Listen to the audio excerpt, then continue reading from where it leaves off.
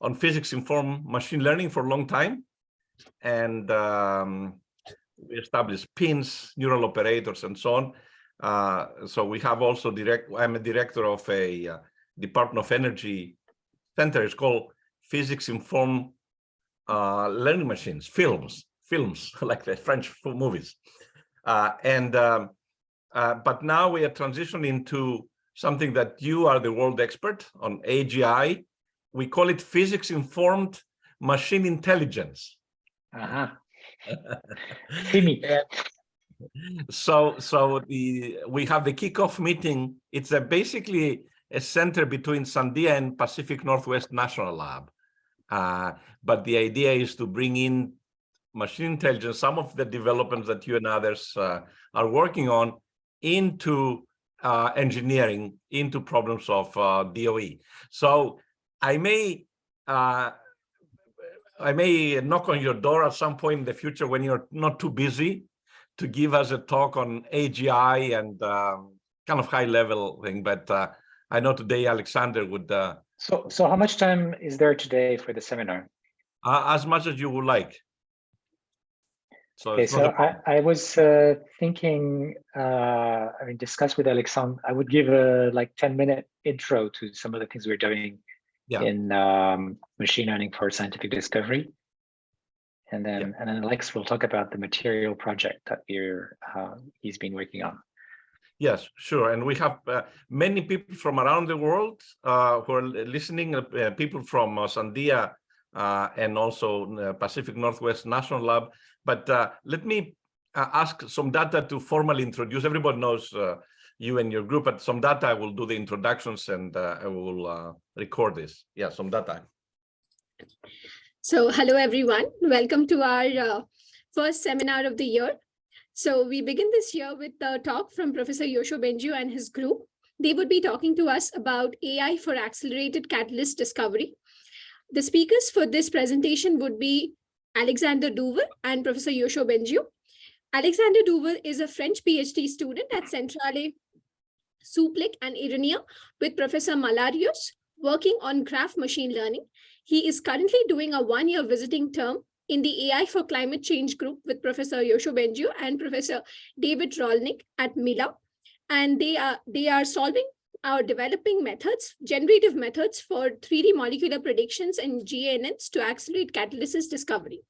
We all know Professor Yoshua Bengio. He's a full professor in the Department of Computer Science and Operations Research at the Université de Montreal, as well as he's the founder and the scientific director of Mila and the scientific director of Ivado, considered as one of the world's leaders in artificial intelligence and deep learning. He is the recipient of the 2018 Turing Award with Geoffrey Hinton and Yan Kun Lee. And he is also, which is a Nobel Prize of Computing. With that, let's welcome both of them for their presentation. Thank you. Thank you.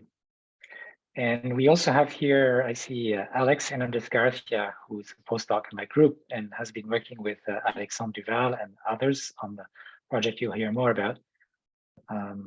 But I thought I would start by telling you a bit of a high-level picture of what we were trying to achieve from a machine learning perspective. In general, we are applying these techniques to and developing them from scratch to both material discovery, but also drug discovery, which have lots of things in common. So let me try to share my screen.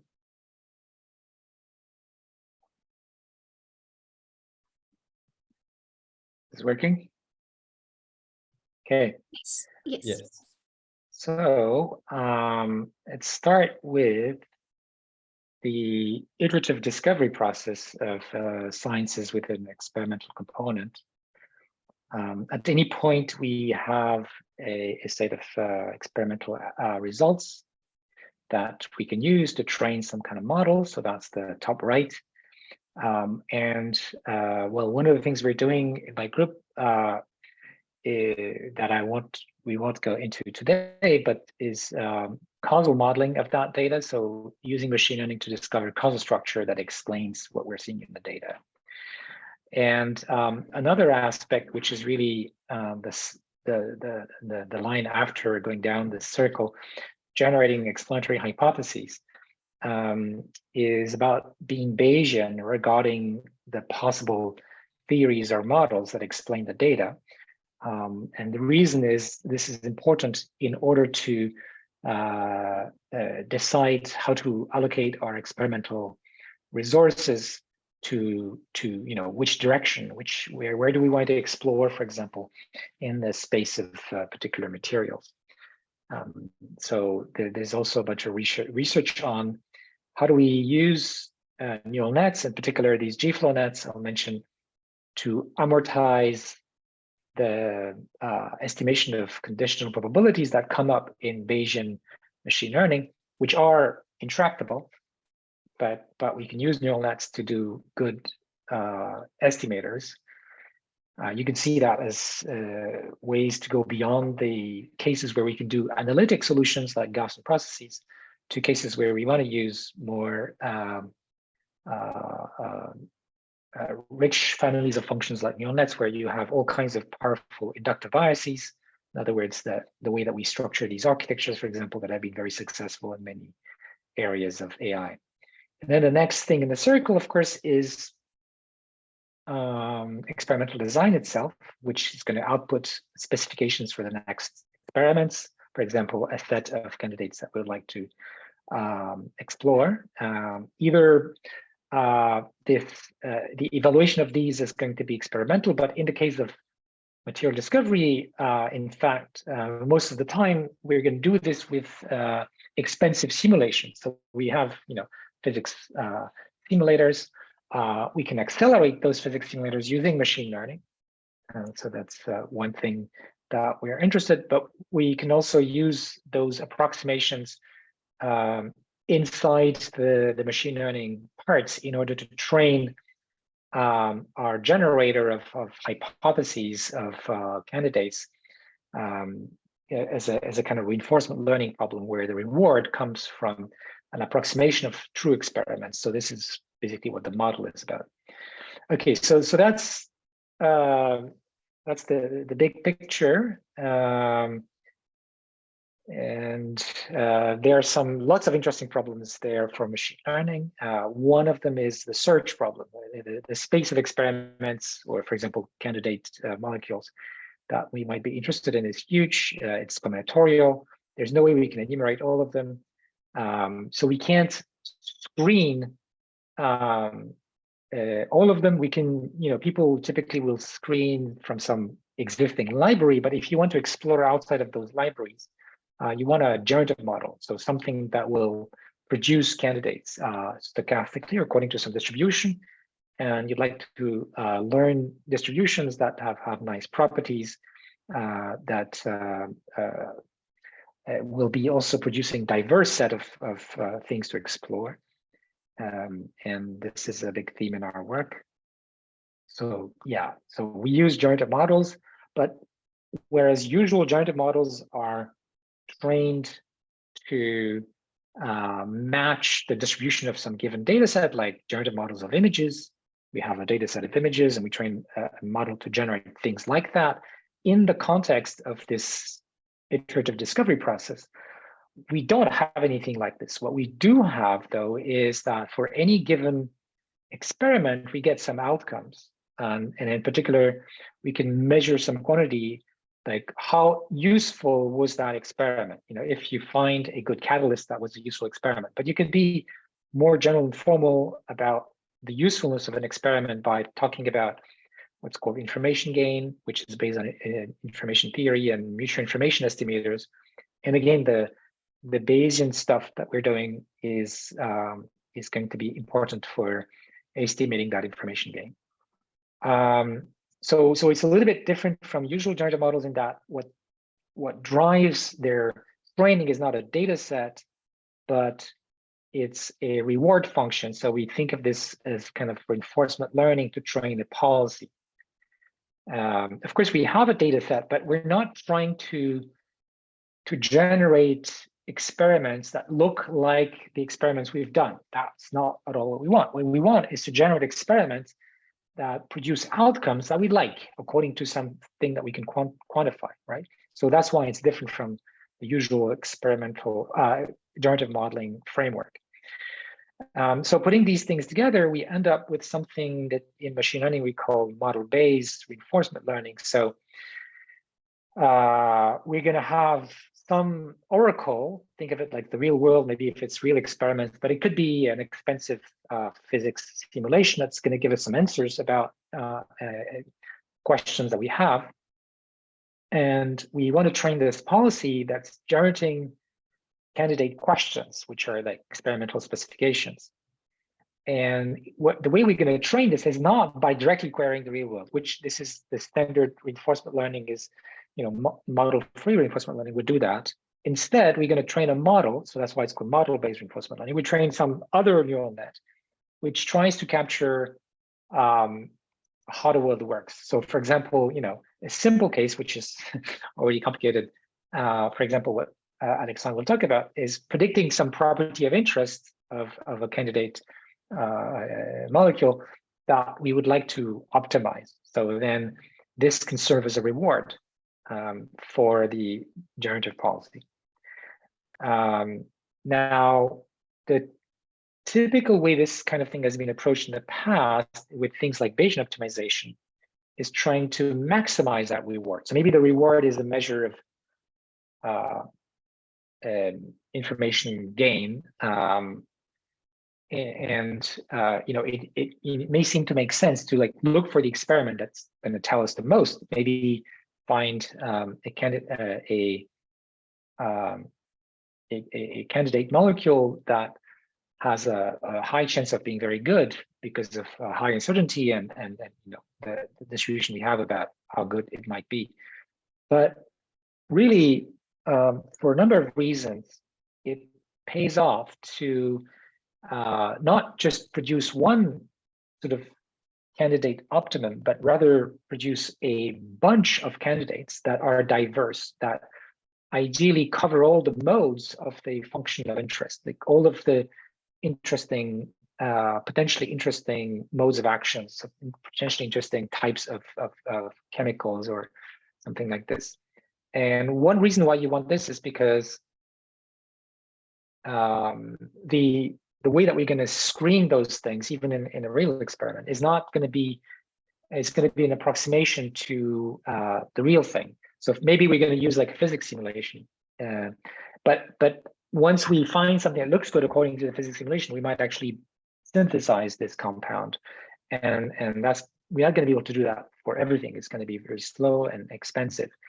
So what it means is that the oracle we used to evaluate our candidates is imperfect. And we don't want to put all our eggs in the same basket and generate a bunch of candidates that all are variations of the same theme. Instead, we want to generate candidates that look very different from each other, but are good.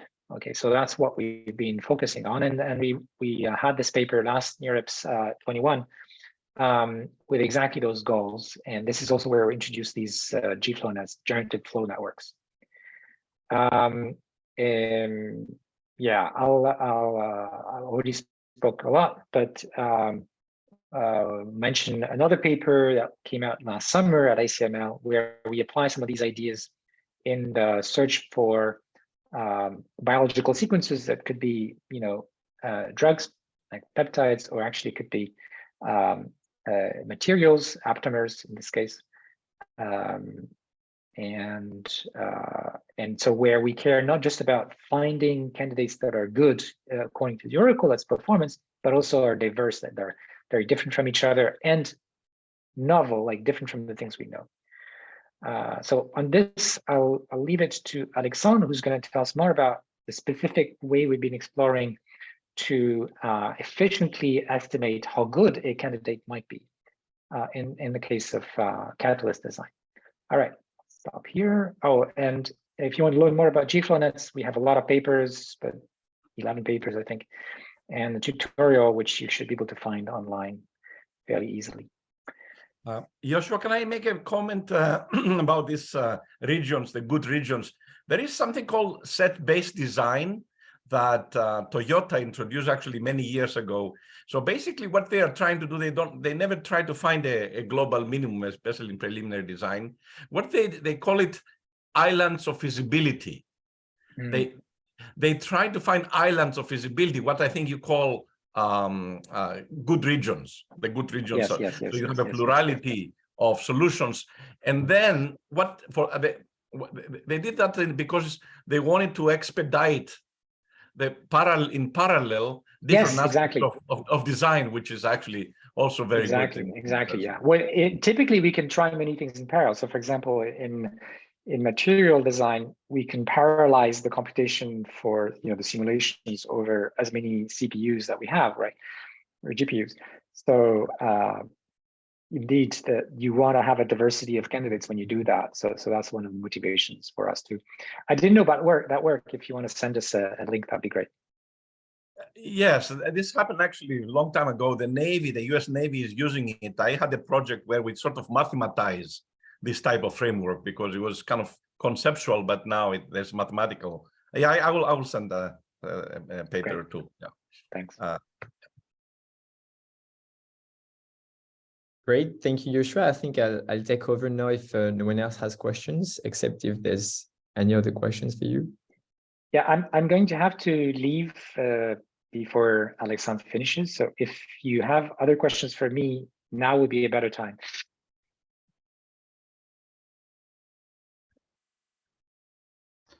Yeah, can I ask one question?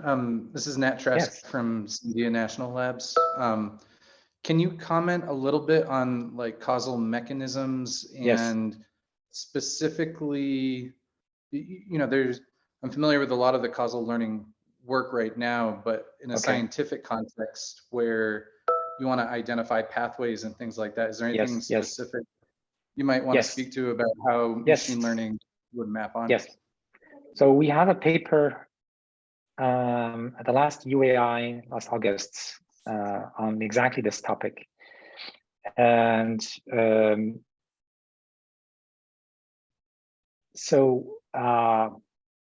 there's a lot to say about causal discovery. So one of the harder question causal discovery is to find a graph, which is called a causal graph that has edges from causes to their direct effects.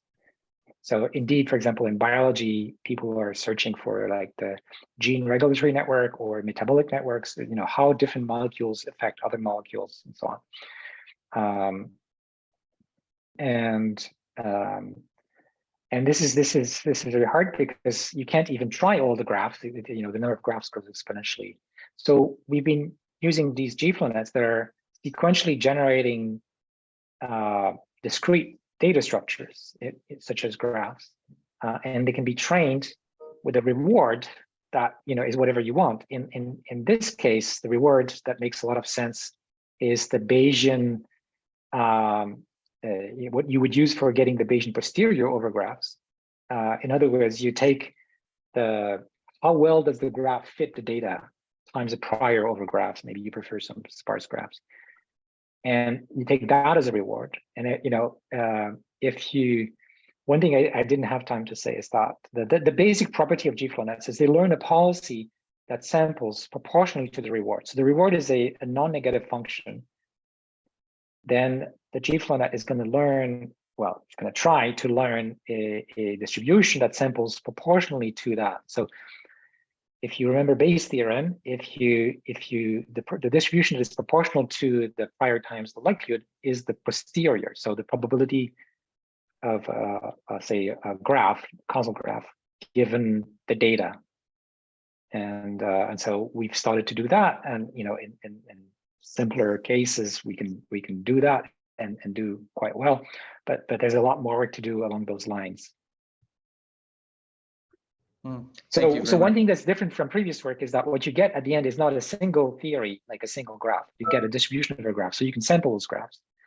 And that's what you want in science, because in general, there'll be uncertainty about what is the right theory, the right graph that explains the data. This is important in experimental design, as I was trying to explain during my presentation. But also, if you're going to be reporting on, like in a scientific paper, oh, this is the theory that explains the data, and you're not aware that there are other theories that also explain the data, this is a big problem, right?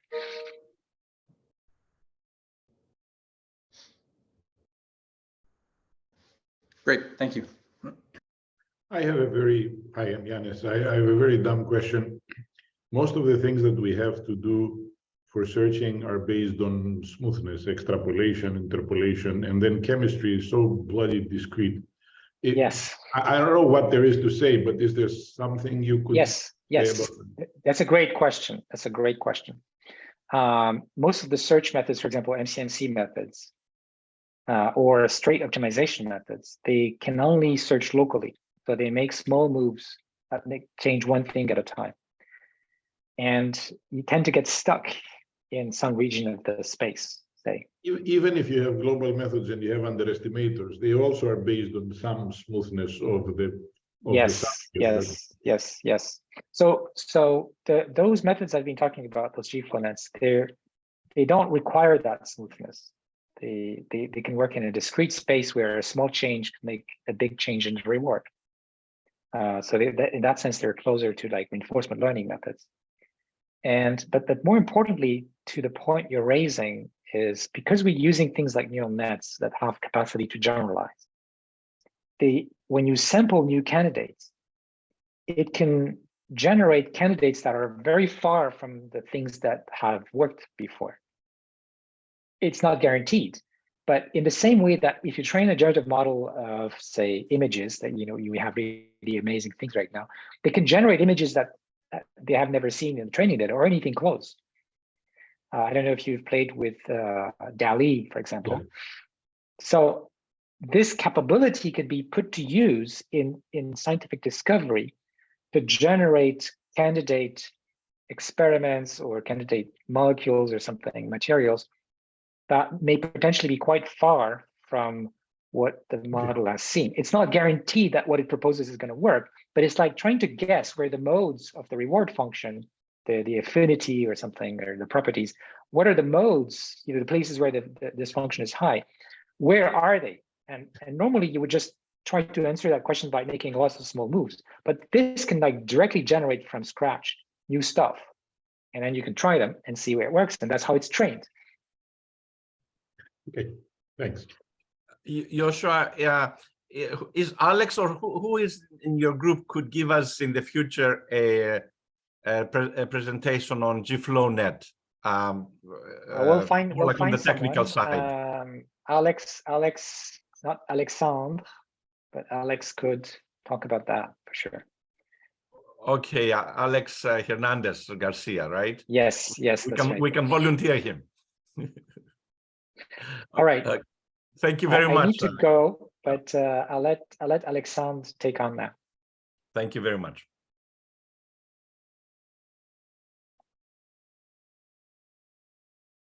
Okay, hello everyone. I'm gonna share my screen. I hope you can all see it. Yes. Yes. Wonderful. So thank you all for hosting us here today. So I'm going to present a joint work with Victor Schmitz, Alex Hernandez, who's here as well, Santiago Miret, David Rolnik, and Yoshua Bengio, about accelerated catalysis discovery. So maybe a bit of context first. It's a work we've been working on for a year now within the group AI for Climate Change. So it's for now a very applied project targeted to solve real-world problems. And we have, it's an ongoing work, so some parts are not finished yet, but a paper, maybe the fast paper, which will be the main focus of the talk. We've submitted it to ICML not so long ago. And I'm going to present you all this. So for those who are not familiar with either accelerated catalysis discovery or GNNs or generative modeling, I'll try to provide enough context for everyone to understand. But before starting, oh, wait, I can't. Can someone, I can't change slides, which is interesting.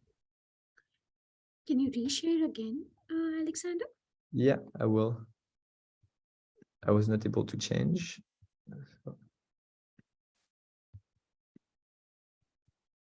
Yes, wonderful.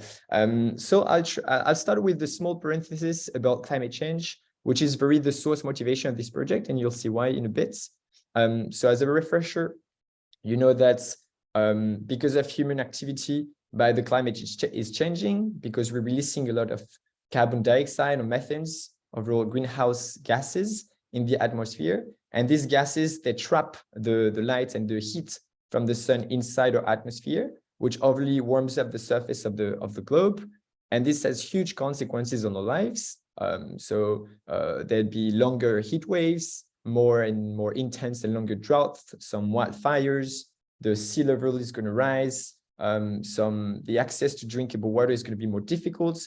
And this has major consequences on our daily life. Ecosystems are going to die. Some cities are going to be destroyed or flooded. Some people are going to die because of the heat.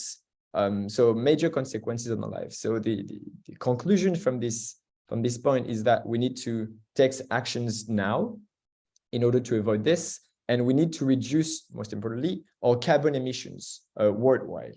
And knowing this, within this group, we've made the decision to try to reduce the emissions of the industry sector in priority.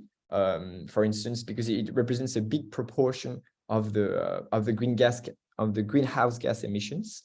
For instance, the cement production or fertilizer synthesis processes. And we also try to promote low carbon energy at scale, for instance, by storing renewable energy sources in an efficient manner. So it's a very ambitious goal, and we don't plan to solve it now, but we're going to make some steps towards it. And fortunately for us, there is a common ground to solve all these problems, because at the heart of all these industrial processes, there are electrochemical reactions. And this electrochemical reaction, they use electricity to make a transformation. And this can be optimized with the well-known physics tool, which is to find catalysts. So a catalyst, it's used during the reaction. It's not consumed, but it helps increase and improve the rate of the reaction. So you have the same quantity produced with less energy as input. So it would be very interesting to find new and better catalysts for this electrochemical reaction. But as you may know, it's a very hard problem. Before I tell you why, just a quick example with renewable energy storage. So it would be super desirable to have low carbon energy production sources like solar panels or wind turbines. But the sources that produce energy only at specific time of the day, which is not always the time where you require energy, and also at specific places where you have sun or wind, which is not obviously where you want the energy, or not always at least. Therefore, it would be super useful to be able to store that energy and to use it when needed and wherever needed. A way to do so is to perform the electrolysis of water, meaning to use electricity to split the H2O molecule into hydrogen and oxygen, store the hydrogen, and then reuse it as an electrofuel or reuse it to produce electricity. But the conversion rate here is not great. It's not a very efficient technique, which is the place where we'd like to improve, to improve the efficiency of this electrolysis of water. We target all chemical reaction, not just this one, it's just an example, but it's just to give you an idea of what we try to do. So here, H2O would be referred as the adsorbate, okay, the input molecule, and we try to find a catalyst that improve the rate of the reaction.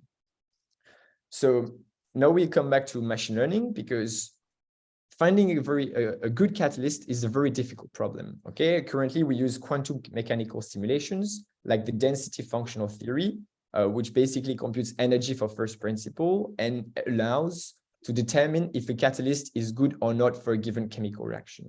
But it suffers from many limitations and therefore prevents the discovery of new catalysts, because you have to manually search through the space of possible catalysts, give one for one chemical reaction, compute the DFT, which takes hours or days to get good results, and then decide if the catalyst is good or not and send it to do experiment. So it's a very long process, and it's not efficient to search and discover new materials.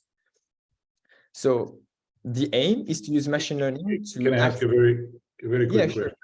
Sure. To calculate the rates of the reaction, you don't only need the catalyst, you also need the path. When you say you calculate the reaction, does this implicitly say include finding what is the path from reactants to products for this catalyst? Because that's not necessarily known. You see what I'm saying? I mean, choosing a catalyst does not mean that you know what the rate of the reaction is going to be, because you don't know exactly the mechanism by which it will proceed for every new catalyst. Do I make sense? Yeah. It's not the aim. Indeed, the aim here is to not to compute everything. We just need to compute especially one parameter, which is the energy of the system, meaning the system where you have the catalyst and the adsorbates, and the relaxed adsorption energy of the system is going to be a proxy to determine if a catalyst is good or not. I mean, I'm not. You kind of you're basically thinking that you more or less know what the mechanism is, who gets adsorbed, how, and how they react, and you just find the energy of adsorption for this catalyst. That energy is enough to tell you what will happen with the reaction. Yes, I don't know if it's enough to know if it's a proxy to tell you how good the catalyst is. So if you initiate the position in space, I'll come back to that later. But okay. So that's your proxy. Your proxy is an absorption energy. Now I understand. Good. Exactly. The relaxed adsorption energy, it's our proxy. And that's exactly what machine learning, so it's perfect opening. It's exactly what machine learning is going to try to do. It's approximate the DFT and therefore approximate this relaxed adsorption energy between the catalyst and the adsorbates, because it gives you a bit how good the catalyst is for that chemical reaction. Can I ask a follow-up question? Yeah, sure. So yeah, that's a good proxy, basically the adsorption energy. But there's another important parameter in catalysts, and that's the desorption. So if you have a catalyst that has basically a high adsorption energy or low adsorption energy, but basically does not release the products, that's not a good catalyst. So we want the catalyst to be able to absorb, and also when it produces the products, then it let go. So we need like a balance between absorption and desorption of the products. Did you take that into account as well? That's a great point. And actually, I can't really answer because it relates to the second part of the project. You'll see why. So the first part is about predicting well this adsorption energy between the adsorbate and the catalyst. And the second part is going to be about generating new catalysts and being able, as you said, to decide which one are very interesting to test. And there's this balance between adsorption, desorption, but these will be taken into consideration to like a second phase. So we haven't really dealt with that yet. Right. Okay. Thank you very much. Thanks. No worries. So there's actually a very big initiative. Maybe you're aware of it. It's called the Open Catalyst Project.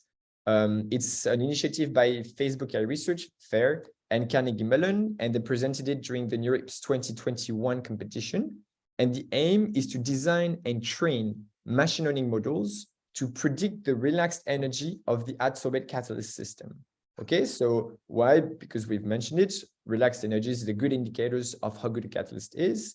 And to do that, they've designed a huge database, OC20, with like 1.2 million DFT relaxation. So it took like hours, like more than many hours to compute. And it's a huge data set, which is available for machine learners. And therefore, the task is a graph regression task. I mean, there's 3 different tasks, but the most important one, I mean, the most direct one is that you have this initial system on the left-hand side, okay? So you have the adsorbate on top with the chemical elements, okay, carbon, hydrogen, as well as the 3D position of each atom. And you have, they have bounded together. You have then the catalyst with as well the chemical elements and the 3D position of each atom. And you have this as input, okay? And you want to predict from this the relaxed energy of the system. So it's just a scalar, unique quantity which you try to predict. They've got the relaxed energy, as I said, using DFT, and they had some, I mean, really found some complex but standard mechanism to arrive to this initial configuration with this adsorbate catalyst system. And this data set is therefore, I mean, we can process it, and they've done a great job. They've triggered lots of research within the machine learning community. So many models have seen the day. It's mostly called graph neural networks. So it's a model that if you take this example again, sorry for changing the slides. If you take this example, they're going to formalize it as a graph and as a graph regression task. And therefore, maybe you're aware with these models. Some are called SNET, DimeNet, GameNet, okay, a wide variety of models. And the aim is really to predict if a catalyst is going out and train machine learning to do it.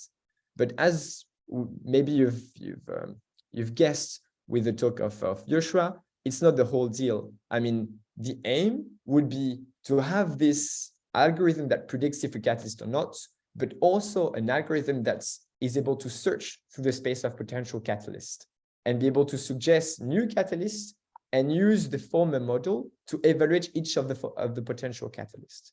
So this is the pipeline I'm going to present here. If it's not clear, it's going to become a bit clearer in the next minutes. So we have this density functional theory, which was used to construct that data set. It's called OC20. We're going to train this weak oracle, which is the GNN model I was referring to, this machine learning model, on this data set to predict the relaxed energy.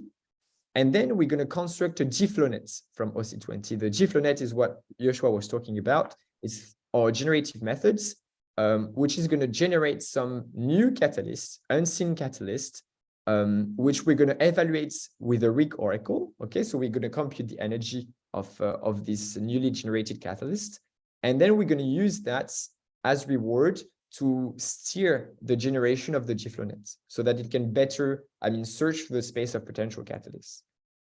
And then there's an active learning pipeline that comes into play, because from these GFlowNets, so this is the GFlowNet part, as I said, is ongoing research. So we have an idea of how to implement it, but it's not done yet. So I can't answer all the questions about it yet, because we haven't done it yet. We are focusing on the weak oracle for now, and you'll see why.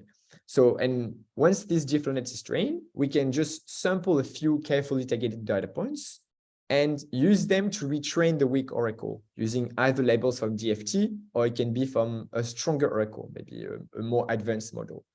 And ultimately, we'll have this catalyst proposal in the end after a few rounds, because you retrain the weak oracle, then you retrain the GFlowNet with this better weak oracle. So maybe it's a more relevant search through the space of potential catalysts. And in the end, we hope that we obtain a few candidate catalysts, which are great for certain chemical reaction.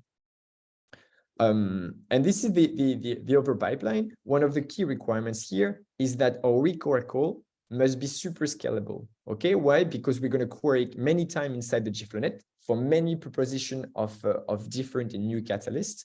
Therefore, we want it to be accurate and scalable. And that's the first part of our project, because actually the models, I don't know if you're familiar with that, but the graph neural networks that are set into place, they become more and more powerful, but also more and more expensive to run. Like if you take GameNet, it's a very big model and it takes lots of time to be run. So it does not very fit this perspective. So before moving to the GFlowNet and purely the active learning parts and the pure catalyst search, we had to improve a bit this weak oracle. And that's what we're going to describe mostly in this talk. So yeah, that was the two parts. One, make existing ML models faster, and two, develop the active learning pipeline. So now we're going to get into FAST, which is the paper we submitted at ICML. And it's a general improvement, a general pipeline that is applicable to every single GNN that was conceived for OC20, and that makes them faster and more accurate. And you'll see why. But first, I need to give you some content about the GNNs. So some example of GNNs, I listed them to you before, in case you know them. If you don't, it doesn't matter. Know that they work, the general pipeline is like this. They take as inputs X, which is the position of every atom in this atomic catalyst system, and Z, which is the atomic number of each of these atoms. They create a graph from it in a very simple fashion. They create an edge between any two atoms, which is within a certain cutoff distance. Okay, if the distance is lower than a threshold, you draw an edge, otherwise you don't. And once you have this graph, you create a representation for each of the atom. Okay, a bit like in NLP with words, you derive and you learn an embedding for each of these atoms. And then you have the interaction block, which is the focus of most GNN, is how you're going to update this representation, how you're going to learn even more accurate representation for the atoms. Okay, so you have several layers of this. Yes, someone is asking. Okay, no. So it's usually referred to as message passing for graph neural networks. So if you're familiar with the functioning, it's good. Otherwise, think of it just as a way to update the representation of an atom using its neighbors. Okay, as the graph is non-Euclidean, it's important to use the topology of the graph, and therefore using the surrounding atoms is very important to update one's representation. And in the end, you have an output block which aggregates the representation of all of these atoms and derives an energy prediction from it. Okay, and that's the whole pipeline of these GNNs. And the key difference lies in the interaction block. Okay, it's relatively complex. You have to satisfy some symmetries. Therefore, there's more complex mechanisms. But it's not at all the focus on FAST. FAST focuses, on the other hand, on the three other components, which are left untouched by all the GNNs proposed to solve catalysis discovery, but which we found very important as well. So that's a bit the contribution at FAST. It's multiple model improvement to increase the accuracy and scalability of GNNs. And we obtain performance increase by like 5 to 8%, while dividing compute time by a factor of 3 to 5. So it means that if we keep in mind the perspective of catalysis generation, would be much faster and relatively more accurate, and we generalize to every GNN we want to choose. And the three contributions we have is that we design a graph which is really designed for catalysis discovery. We embed we create richer atom representation than those created before, and we have a more clever energy head, a more advanced energy head, which enables to compute a more accurate energy from the atom representations.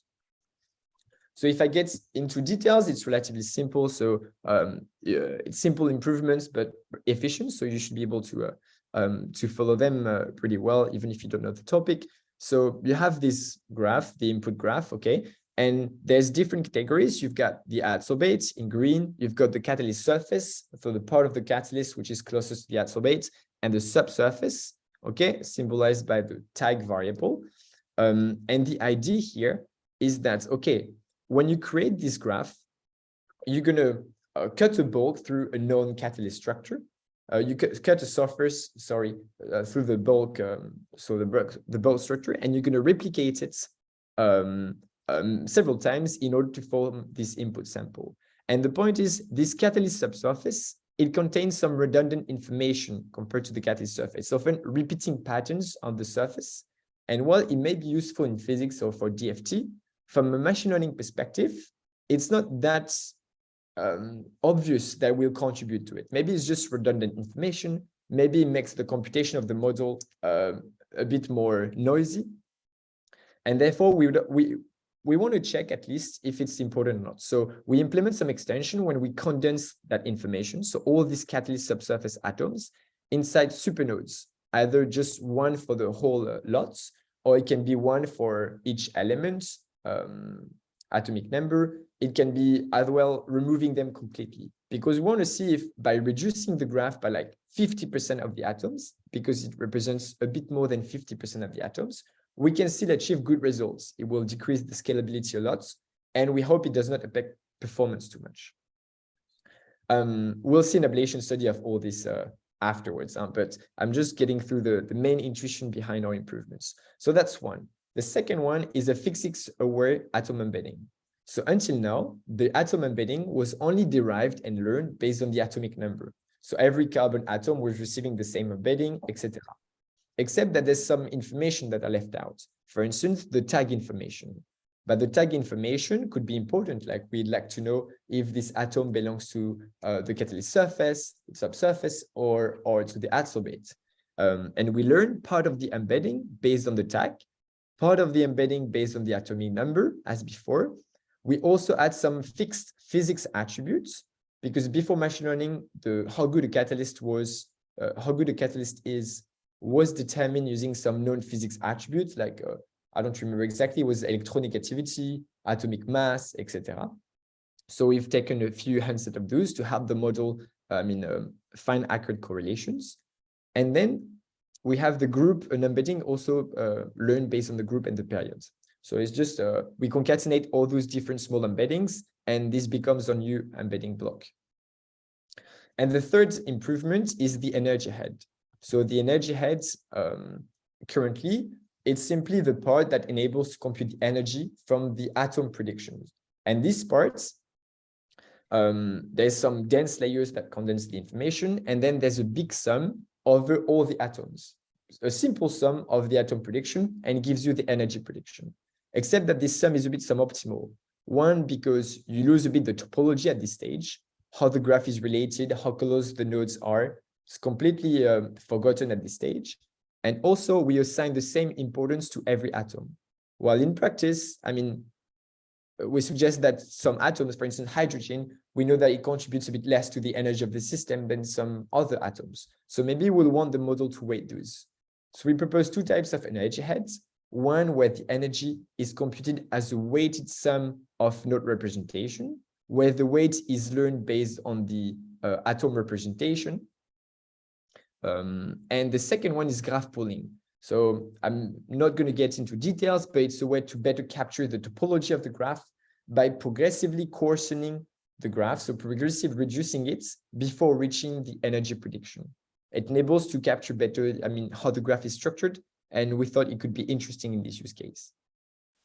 So having like all these ideas, we implemented them on the dataset OC20, okay, which I mentioned before. We focused on the task of direct energy prediction from the initial configuration of the adsorbate and the catalyst. Note that there's so everything is defined. Oh, sorry. There's 4 validation splits, each fixed with in-domains adsorbate catalyst and some out-of-domain samples, whether for the adsorbate, the catalyst, or both. And the metrics, there are 2 of them, the MAE, between the predicted energy, therefore, and the ground truth energy, and the inference time in seconds, which is really the scalability of the model at inference time, so when used for the GFlowNet. And we said, so fast or improvements is transversal to any model. So we picked 3, in this case, 3 baseline models at the time, SCHNET, DiamNet++, and ForceNet. And we compare our extension applied on this model versus the original model. But first, we perform an ablation study just to evaluate which of the extension we described is best suited. So there's the table on the left. It can seem a bit confusing, but it's very simple in practice. All the extension I described on the left-hand side. There is one result for each validation split of the validation data sets and for each of the model retry. Everything that is right of this dashed line here means that there's an MI improvement. It's the percentage of MI improvement with respect to the original baseline. So if we take the extension a bit one by one, the first sets in blue or purple relates to the embedding block. So we tried, okay, if we had a tag embedding, is it beneficial? And we see that all the results are right-hand side of the dash line. So it means that we have like 5 to 10% usually increase in MIE using that tag embedding. And therefore, using these metrics, we've done it for every possible configuration. We determine a list of best components. So we find that remove tag 0, for instance, is super beneficial. It completely decreases inference time, which you can see on the left, on the right-hand side panel. The inference time become super small, it's in second, especially as the model grow bigger. So for complex model, which is super accurate, like DiamNet or ForceNet, you know, the little triangle here. But we decrease compute time by a huge factor, while the performance remains beneficial. For atom embeddings, we saw that combining all embeddings is beneficial, so we include that. And for the energy head, we show that the weighted average of the atom prediction was the one performing best, improving performance especially. And therefore, now we pass to the results of our fast contribution. So I'm going to go quickly, but you see that when there's a star, it's the fast version, so the version we implemented, and otherwise it's the original baseline. And we see that we improve performance by like 7, 5, and 6% compared to original baselines, while decreasing inference time by a factor of 3, 5, and 5, respectively. So it's big gains with very simple improvements. And we especially saw that our extension allows a much better generalization, because on the validation splits where both are out of distribution, catalyst and adsorbate, we see even bigger gains, like 12 and 9% compared to original baselines, which is great for the generative pipeline as we're led to see some new molecules. So it's really something we targeted. So that's it for fast. So you see, it was relatively quick. It was simple technique to improve and make faster all the GNNs that you could use to make this catalysis discovery. The next step, which we're trying to submit to this ICML here, is a new GNN. So here we want to remake the interaction block that most models are using. So it's a fully new GNN. And we want it this time to be super scalable, simple and expressive. And we're going to contrast to the different models, if you're familiar with their functioning, because they all try to, be robust to symmetries. Okay, they all try to look at and to have an architecture which is invariant to symmetries, invariant to the rotation of the molecule, to the reflection of the molecule, or equivalent to this rotation. And therefore, they constrain the learning space of the model. They often have a message passing which becomes more complex and more expensive to run because they look at 2-hop neighbors, 3-hop neighbors, etc. And we're going to differ from this. We have found a way. I can't tell you exactly how, but you'll see soon. But we found a way to derive a canonical representation of each molecule, meaning to map it to each rotation of the molecule. We map to a single plane, a single molecule in a different space. And that molecule, therefore, we can apply to GNN, which is not subject to symmetries, while it will still satisfy those symmetries. So we'll still be invariant without enforcing it into the core of the architecture. Therefore, we can have a much simpler message passing, very simple, very scalable, and relatively expressive because we've got no constraint on its functioning. So we can use directional positions directly. Anyway, there was a small parenthesis, but that's ongoing work.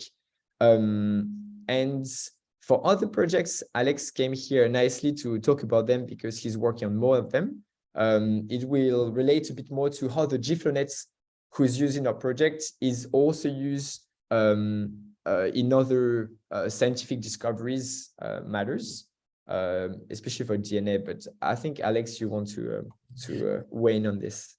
Yeah, thank you, Alexandre. So I would just take maybe a minute to leave time for questions for Alexandre about FAST, but I would just like to link what Yoshua has been talked about at the beginning, the first 10 minutes about GFlonets and scientific discovery, and what Alexandre just presented, because we are applying these ideas of developing a good proxy model and then combining it, using it within an active learning pipeline boosted by GFlonet. We are applying this in other domains. Some are DNA aptamer design for solid state electrolytes for batteries, also for improving molecular conformation, electrolysis for carbon capture applications. And the reason is one of the key aspects that Yoshua Bengio mentioned in his talk at the beginning, that GFlonet manages to sample diverse candidates. And this is very, very important or very beneficial in an active learning pipeline where you really want to explore efficiently the space of candidates. So this is why we believe that this is a very, very promising avenue. We have already shown in some domains like DNA and drug discovery that actually GFlonet-based active learning is very beneficial. And we are hoping that in the next few months, we will apply the same model to electrocatalysts and these other projects that I mentioned in the slide. So I leave it to you, Alex, for questions. Yeah, it's all good for me. If you have any questions, I'll be glad to answer. Thank you, Alexander, and thank you, Alex.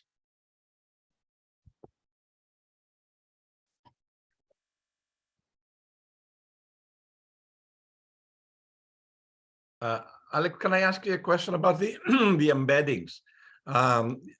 If you can describe the embeddings a little, it looks like, so you coarse grain, right? So you do like a projection. So that, how exactly you do that, that's kind of important. It's not lifting up, is you projecting down. So is this related to the node to vec type where you go around your neighborhood randomly and you take hops and depending on some threshold that you have, how is exactly the coarse graining done on the yeah, okay, so to be a bit clear on this, it's not exactly the learning part. here, the embedding block just serves to learn the embedding. So there's no like pure mechanism. You try to learn a lookup table of embeddings for all the atoms. Okay, so we're going to randomly initialize an embedding for the carbon atom, for instance. And this embedding is going to be refined via the loss function we enforce at the end of the task. So via the backpropagation in a neural network, we're going to, in the end, learn that embedding. You had another slide, I think the next one that you show some coarse graining of the, somewhere I saw a coarse graining of the graph. The coarse graining of the graph? Oh, okay. This one? Yeah, actually, yes.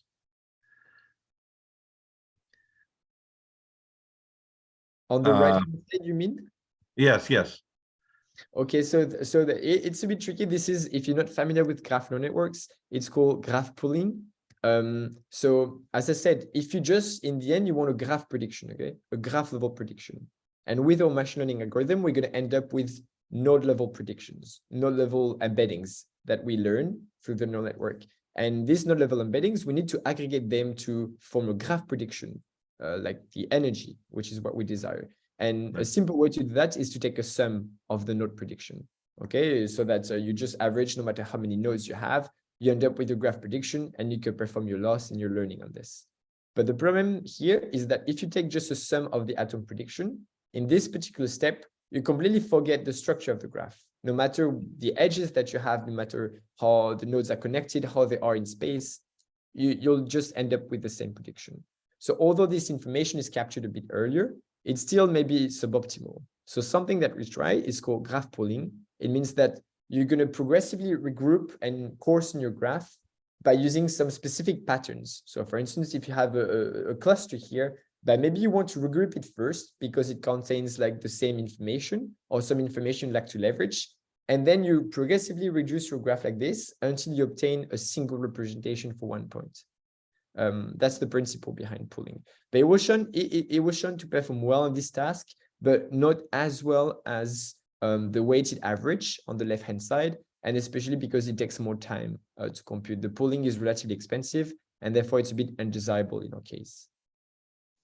I was wondering, like this embeddings they have in graph embeddings, where you go from billions of edges and millions of nodes, where you have you would specify, for example, the dimensionality of the embedding, let's say to 128. So you have a much lower computational complexity because you have a lower dimensional system, and then you can use that for downstream tasks. Not2vec is sort of the one idea, but I have here somebody who is working with us, Menja Shu, who is working on Gauss to Gauss, so she can kind of similar idea, but also allows uncertainty, a multivariate distribution node to allow uncertainty and propagate uncertainty. So, but these are true embeddings in a sense that you go from billions of edges to a smaller, but of course you retain all the information, the most important information. So that type of embedding would not be useful here?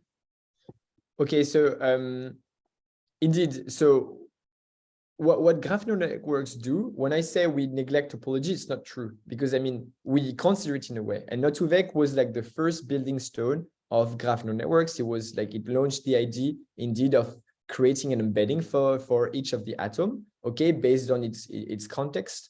But there's actually, if you look into it, some more recent papers, maybe you've heard of graph convolution, the GCN graph convolution network. So they extend the idea of convolution from images to graph. And basically the idea is the definition of message passing, which I explained briefly, is to learn the representation of a node and update it. I don't know if you're familiar with that, but yes. I'm not with that. So the idea is that you define an embedding, which is the one I described before. You define a random embedding for a node, and then you're going to improve that embedding by using the context of that node. So to improve it, you're going to pass what we call a message, which is basically a function of its neighbors. So if you look at the node, it's got many neighbors in the graph. and you're going to pass a message of these neighbors. So a function of the embedding of the other neighbors and maybe some geometric information added to it. And therefore, you just create a function, a new embedding for each atom, which is based on its own embedding, as well as its neighbors. So basically, as you say, if you have a graph with billions of nodes, it's a very fast way to improve each node's representation by using its context information as well as the node itself. So it's a method which is faster than Node2Vec for sure, and which has shown to be much more performant. And all the algorithms I described, like Schneid and DimeNet++, they extend this notion of graph convolution to 3D graph.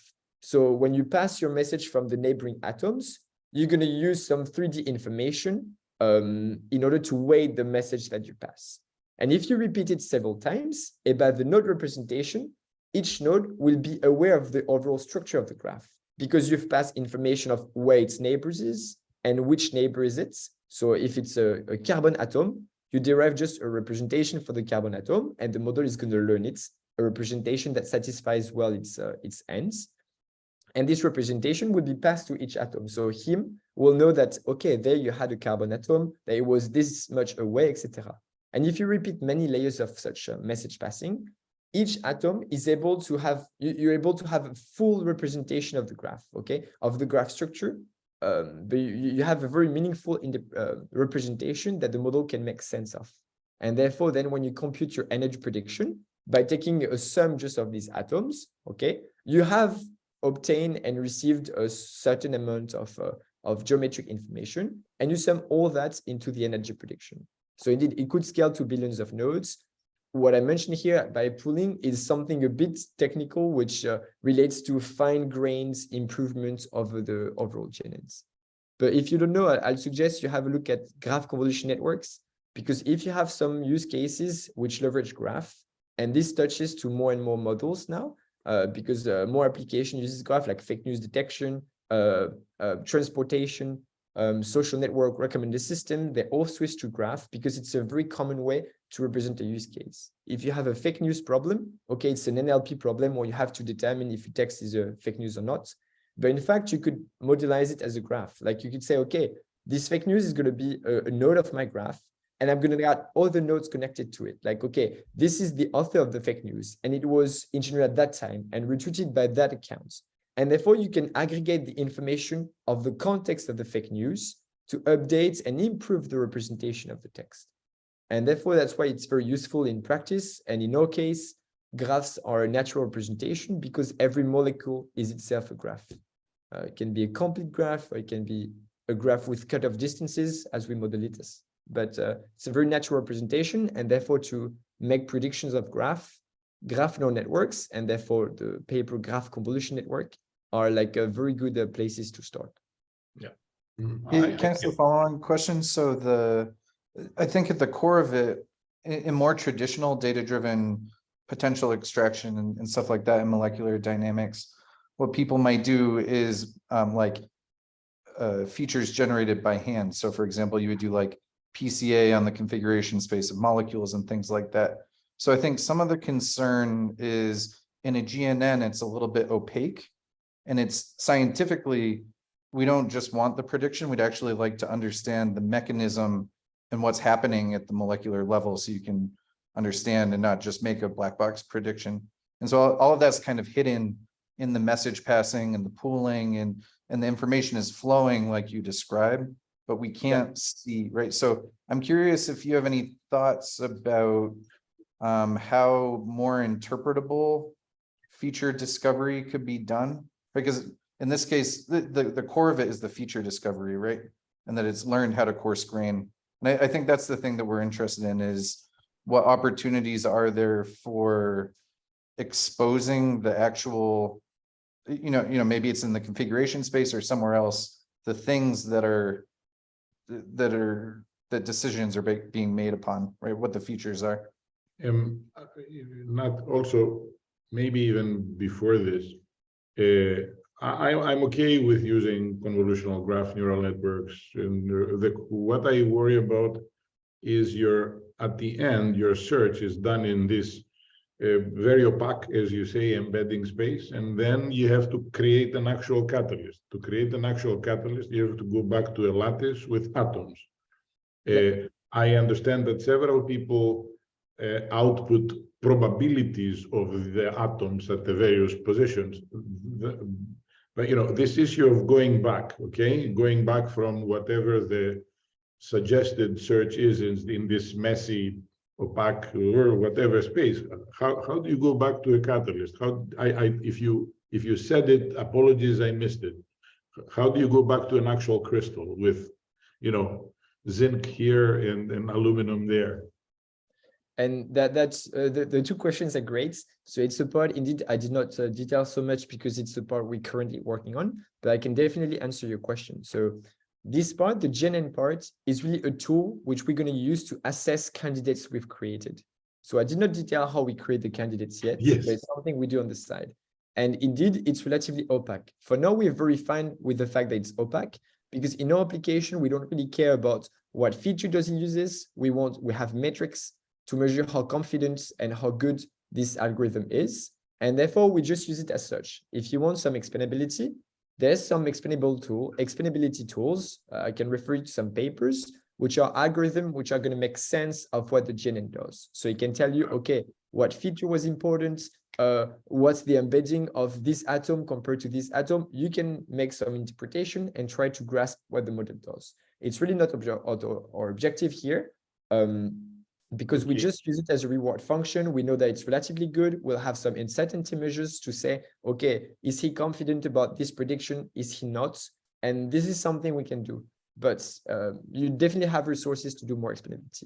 Okay. And to answer the second question, if you let me, it's indeed, we haven't mentioned yet how we create the catalyst, but the catalyst in the GFlow are going to be created, in a very different pipeline, which means that we can take, for instance, a very basic way to do it will be take some bulk structures from the materials project, cut a surface through it, and have a model that parameterizes everything. Okay, we'll parameterize how we take the surface and all this, and we'll end up to a structure with positions of each atom.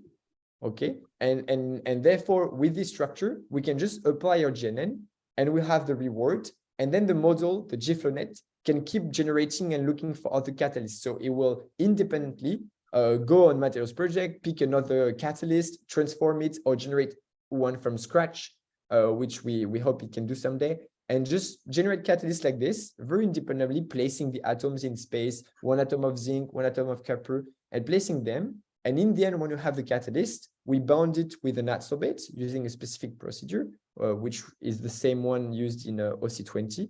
And once this is done, we use a GNN model to assess how good this catalyst is for this adsorbate. Once you have it, that you can assess it and loop around is very clear.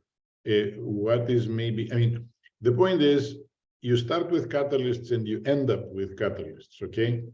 And so there is a sense of some sort of graph autoencoder. You go from the graphs that you have at the beginning, and then you somehow abstract them, you search in this space, and then you have to go back to the particular crystals. I understand that you could do something like this by, I don't know, some sort of simulated annealing or something. Where do I put things so that they have the right macro features? Maybe I am missing something, or you said we do it on the side and you did, but going from the collective features based on which you made your prediction back to a particular or a few particular crystals is important. Maybe you can tell us a couple of sentences, or you already did and I missed it. Sorry. May I just chime in? I think I'm understanding this question. So the GNN that Alexandre has explained, it takes a fully defined catalyst and gives us a prediction of the energy, so how good the catalyst is. Then the generation part, what it does is through this GFlowNet. GFlowNet is a compositional generative model through different steps. For example, select which atom goes in which position. It will end with something that resembles like a general input for the GNNs that Alexandre has explained from OC20. So we can actually generate new catalysts by a series of steps. Okay. Okay, last, and I'll stop bothering you with this. So there is, in a sense, the idea that you have a catalyst feature which goes to performance on the one side. So, there is an encoder from structure to property, and there is also a sort of decoder somewhere from back to a catalyst. I don't think you view it as an autoencoder, and I don't think it's the right view, because it's two separate processes. One, just generate from nothing, like just from nothing. It's the purpose of GFlow. It's going to generate the 3D position in space of the catalyst. So it's going to generate from scratch your catalyst. It's not entirely from scratch, but it's like the GFlow pipeline. So you don't have anything as inputs, and it's going to propose you a catalyst. Okay, see it as like DALI. It's just a generator, and it's going to ping you and propose you a catalyst. And then once you have that catalyst, so the position and the chemical elements that compose that catalyst, you have the second component, which is the GNN model. And this component is going to take that structure, is going to predict the energy, and that energy is going to help our first component to just generate new samples. Okay, I understand. I promise this is the last question. How is the second part informed from the first? How do we see how the things that you have already evaluated, how do they help you generate more intelligent things? Alex, I think this is exactly. Well, this is the whole machinery of GFlow, which I think it would take some time to explain. Like I said, like Yoshua suggests, I'm happy to explain all the time. I would be happy to give an introduction to GFlow, but essentially, maybe if I give like a 15-second summary, what it does is to learn how to learn a good probability distribution for the different steps in this compositional sequential sampling of objects. So it will learn how to generate compositional objects proportionally to the reward of these objects, and the reward is given from the GNN that we have presented today.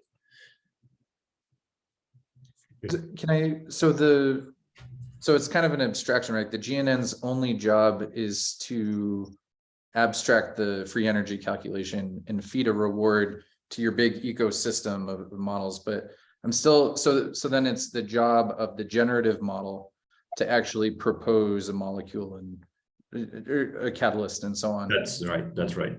That's right. So I guess, the question about interpretability, do you have any ideas about on the generative modeling side then, right? Like, you're just arbitrarily constructing configurations based off of the reward. So it's really a black box thing. So to get actual scientific insight, like how do you, like where do you view that coming into this whole ecosystem of? Yeah, that's a very good and important point.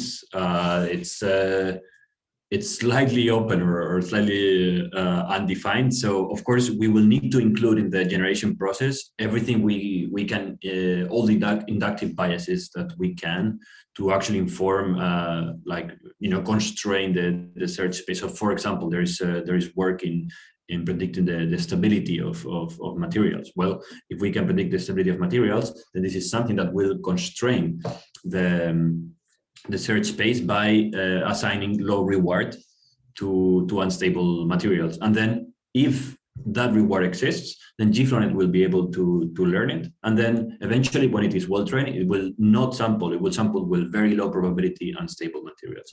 But of course, to deploy this in a practical scenario, it needs to include as many components as possible to constrain the search space and transform what we know about materials into reward functions.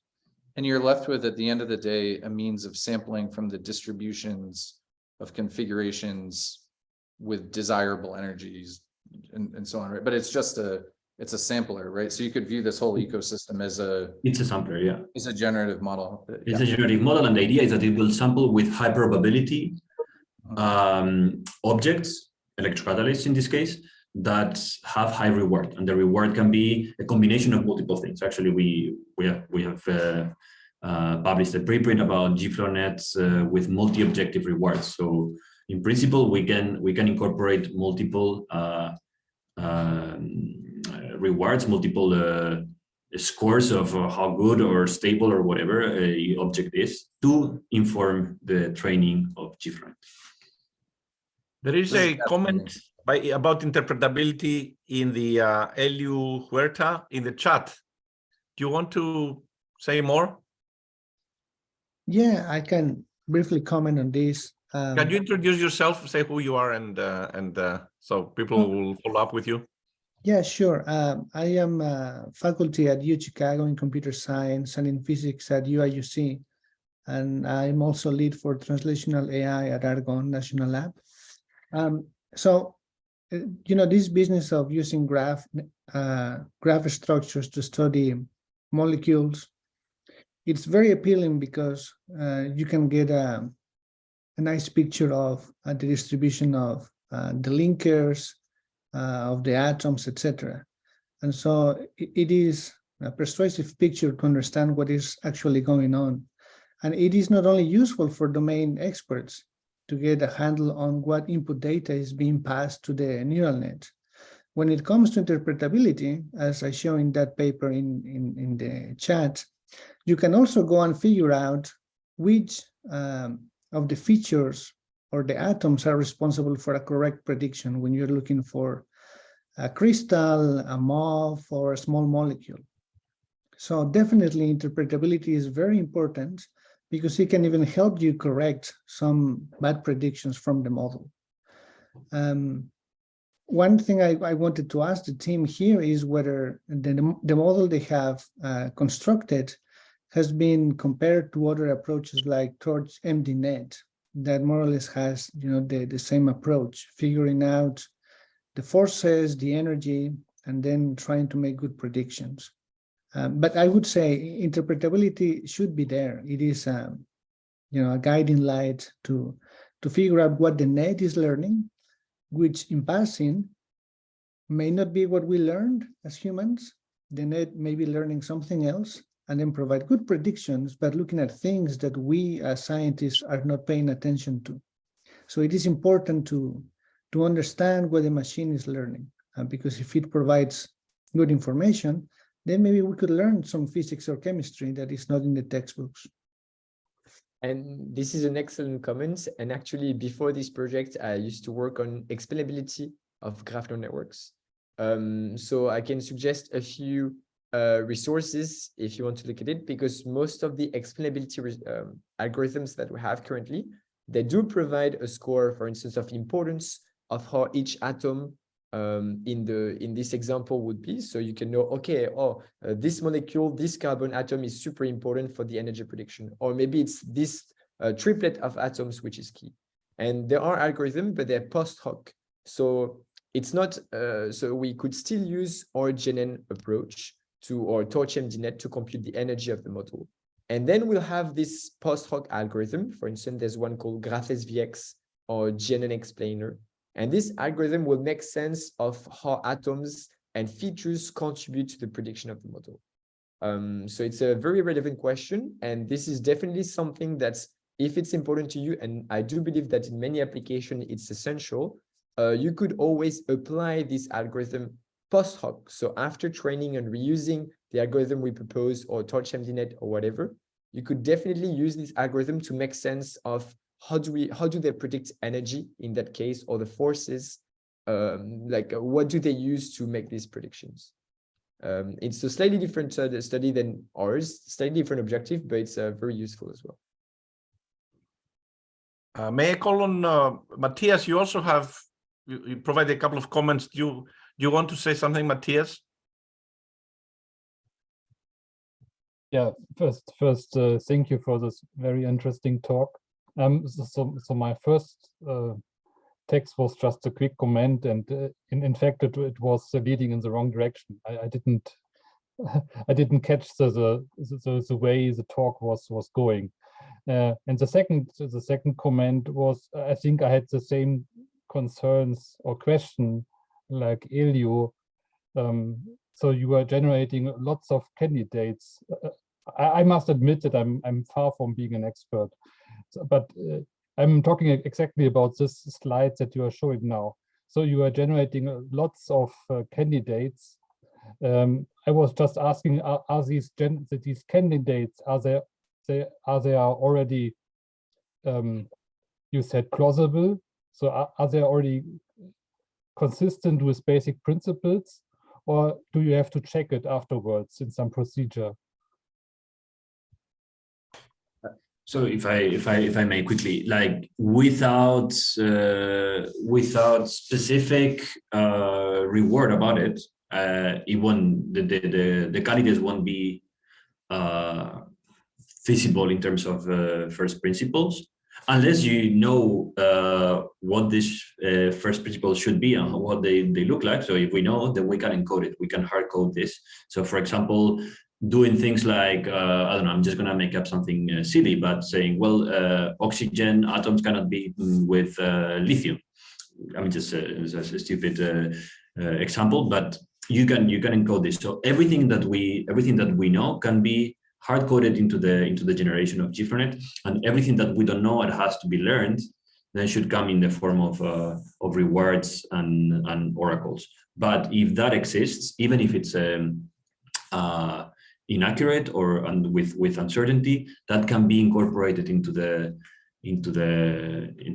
training of the GIFRENet, because it can deal with uncertainty, because it's a probabilistic model at the end of the day. And maybe even to elaborate a bit, I think in the first version of the GIFRENet, we'll have consistent molecules, because we're not looking too much outside the box. We're not trying to reconstruct everything from scratch and to place atom one by one. Okay, we're taking a simpler version of this, and therefore all the samples we'll have are perfectly consistent, because they're relatively similar from existing catalysts with some differences. But indeed, as we go away from this and try to regenerate catalysts from scratch, we'll have to incorporate these first principle constraints, or we'll have to encode in a way, okay, is it possible? Is it stable? And to have metrics to, assess these different parts so as to embed them into the GIFRENets and adapt the generation so that it does not propose such molecules. Thanks a Can you lot. suggest how you could find something, by what you describe, you're going to find perturbations to an existing design? Do you have any thoughts about, for real surprise, where you're going to discover something totally outside of the box that nobody's thought about?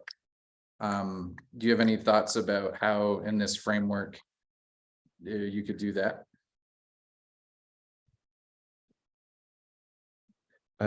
Yes, definitely. So indeed, in the first steps, I guess we won't find something completely outside of the box.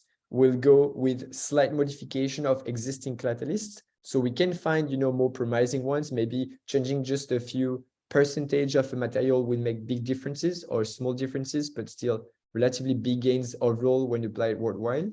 But still, I think it's in, as you say, it's in the second step when we generate maybe a bit more from scratch, a new catalyst, where we're going to explore a much wider area than the one that we know, that we can make big differences. But to be fully honest, it's a really complicated use case, and it's not for today either. First, we need a version that works well with close to what we know catalysts, and then we can extend to more difficult use cases where we'll have all these first principle constraints and a lot of difficulties that will arise.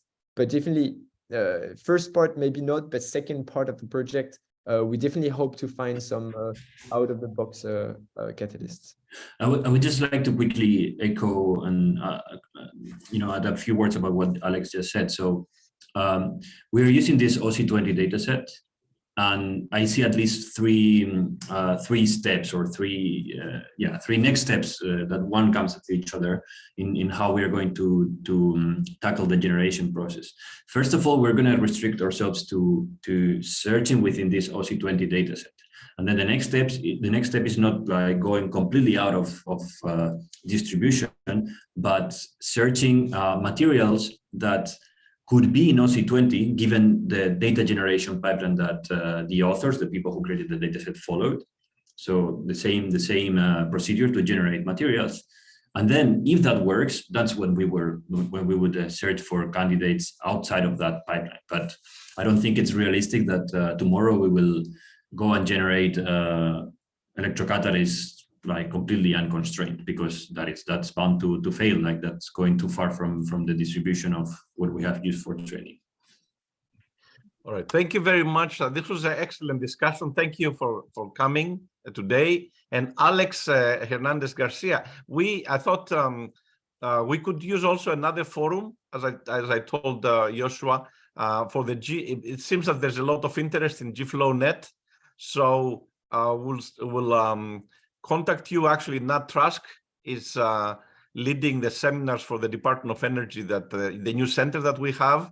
So we will attract many more people from the labs. I think there will be great interest across different domains, not just chemistry and materials. But we're interested in the mathematics of GFlowNet. So would like to hear more about the technical part of it. Thank you very much, Alexandre Duval, for this excellent discussion and for taking the time today. As I said, we'll follow up with the emails, and thanks everyone for attending. Some data back to you. We have another talk for those of you who want to stay here for continual learning by Zongren. So, yeah, thank you both of you. So I just shared the link of our YouTube channel on the chat, where we would be uploading the recording of today's seminar. And it's to both of you. You might want to check out our other videos that we have uploaded till date. And we move to our second speaker. So Zongren, who's our second speaker and my co-host also. So he would be talking to us about continual learning, and he would be giving us an introduction on that. Zongren, you might want to. Yeah, could you see my screen? Yes. Could you go on the presenting mode? Oh, sorry. Hello, everyone. So today I'm going to give a very short and brief and entry-level introduction to continual machine learning. So it's an introduction, so I'm not going to cover everything. So please don't be mad at me if I don't mention certain methods and structures in this talk. So this talk is based on those two review papers on continual machine learning. And okay, so continual machine learning or continual learning has often mixed with other learnings like lifelong learning, incremental learning. So people sometimes mix those three. So and then for instance, I think there's one paper name is continued life learning. So but they're very similar, and there's slight difference among them, but most of the parts are the same. Here I quote 3 sentences from those 2 papers, defining and stating the properties or the characteristics of continual learning. The first one is continual learning studies the problem of learning from infinite stream of data with the goal of gradually extending acquired knowledge and using it for future learning. So in this way, it's a little bit similar to meta learning or transfer learning, but the data is infinite. It's an infinite stream. It's not we don't have the access to the entire data at the beginning of the training. And the second sentence is when faced with N+1 task, lifelong machine learning uses the knowledge gained from the past N tasks to help learn the N+1 task. So in this way, it's also similar to transfer learning. And okay, so the third sentence is the main criterion is the sequential nature of the learning process with only a small portion of input data from one or few tasks available at once. So this actually shapes the uniqueness of continual learning compared to other meta learning, multi-task learning, transfer learning, that the access to data it's changing actually, and the learning is it's a sequential process. Okay, so compared to regular learning, in continual machine learning, the data is a stream, like I mentioned before. The availability of data changes over time due to, for instance, the limitation of the storage or some privacy issue that we do not have access to some data after the task was already done. So this is actually quite important for the design of the methods for continual machine learning, that even if the data is gone and we have, we no longer have access to that data in the future, we still need to have, to make good performance prediction accuracy over those tasks, even if the data is gone. And the second, hello, Zongren. This yes. is Lulu. Would this be similar to the online learning? Yes, a little bit. Yeah, I'll show some difference between them later on. Yeah. Okay, cool. Yeah. And then the second, stuff about continuing learning is like I said, learning and training is done sequentially. So we finish a few tasks and we go to the next batch of tasks and then we move on. And the general goals of continuing machine learning is continuously extending learning on new tasks we're performing well on the past tasks as well. So okay, so it's different from transfer learning. For instance, since in transfer learning we the learning is continuous, but just it stops at few attempts after we extend knowledge from a source on the source targets to the on the source task to the target tasks, and we do not move on in transfer learning. And okay, so to accomplish those three, a very straightforward, naive thought is why not use we use a new neural network for a new task, come up with some new data. Since after the neural network is trained and the task is finished, we don't longer need the data. We keep the model, we store the model, and we use it in the future if we want to go back for the previous tasks. So there are two main issues for that. One is the knowledge is not transferred. The knowledge learned from solving previous tasks is not integrated or transferred or extended to new tasks. If we do this, for every new task with new data, we construct a new network and train it without connecting to other tasks. And the second one is memory storage issue, like I mentioned before, that the storage of old models, the neural networks, is also expensive under certain circumstances. Here, for examples, like for pins, if we want to store parametric PDEs, like PDEs with different parameters, with parameter changing, and if we use pin method, then we have in the end we have many uncorrelated pins, independently trained pin. So those are useless for new parameter. When new parameter comes in, we need to train the pin from scratch again without using the knowledge from previous cases with other parameters. And DeepNet solved these issues by learning an operator from the maps the parameter to the solution. Let's say the solution operator. So it deals with the parameter changing and the computing cost. The space complexity decreases significantly because in the end we only need to store a few correlated networks, like a few branches and a few trunks, and for the future prediction for new parameter is one-shot estimate. But the problem with DeepNet in the context of continuous machine learning is the DeepNet requires entire data at the beginning of the training. So this is not compatible with continuous machine learning. So this is a screenshot from this review paper that describing comparing all of the different types of learning in one figure. So this is a standard supervised learning where we have just one task and data from one distribution, and we learn one learner or neural network that solve this data. Solve this task with data from this distribution. So for multitask learning, we have multiple tasks, and for each task, the data comes from different distribution. And in the end, we're learning, but those data are giving entirely at the beginning of the training. So at the end, we learn learner that solves multiple tasks, well. And for transfer learning, like I mentioned before, so the learning is done on the source task, and then the knowledge is transferred to the target task. So the difference between transfer learning and continuing learning is in transfer learning, people only care the performance of the target task. So they don't care about the learner for the source task. And meta learning, besides the data is sampled from the different distribution. Also, we have a new task. So at the end, we're learning a neural network or learning a model that could solve the new task with new data. And here's the difference between online learning and continuing learning. So you can see that for the online learning, in the online learning, the data is also in the stream, but the task is actually the same. Just the acquisition of data is in a process, not we don't have we don't have the access to the entire data at the beginning. But in continual learning, more than that, we're also dealing with different tasks. And so in the end, in continual learning, we care about, at different times of this learning process, we need to we need the model to perform well for the current task as well as the past task. So that's the key difference, the uniqueness of continual learning compared to other types of learning paradigms.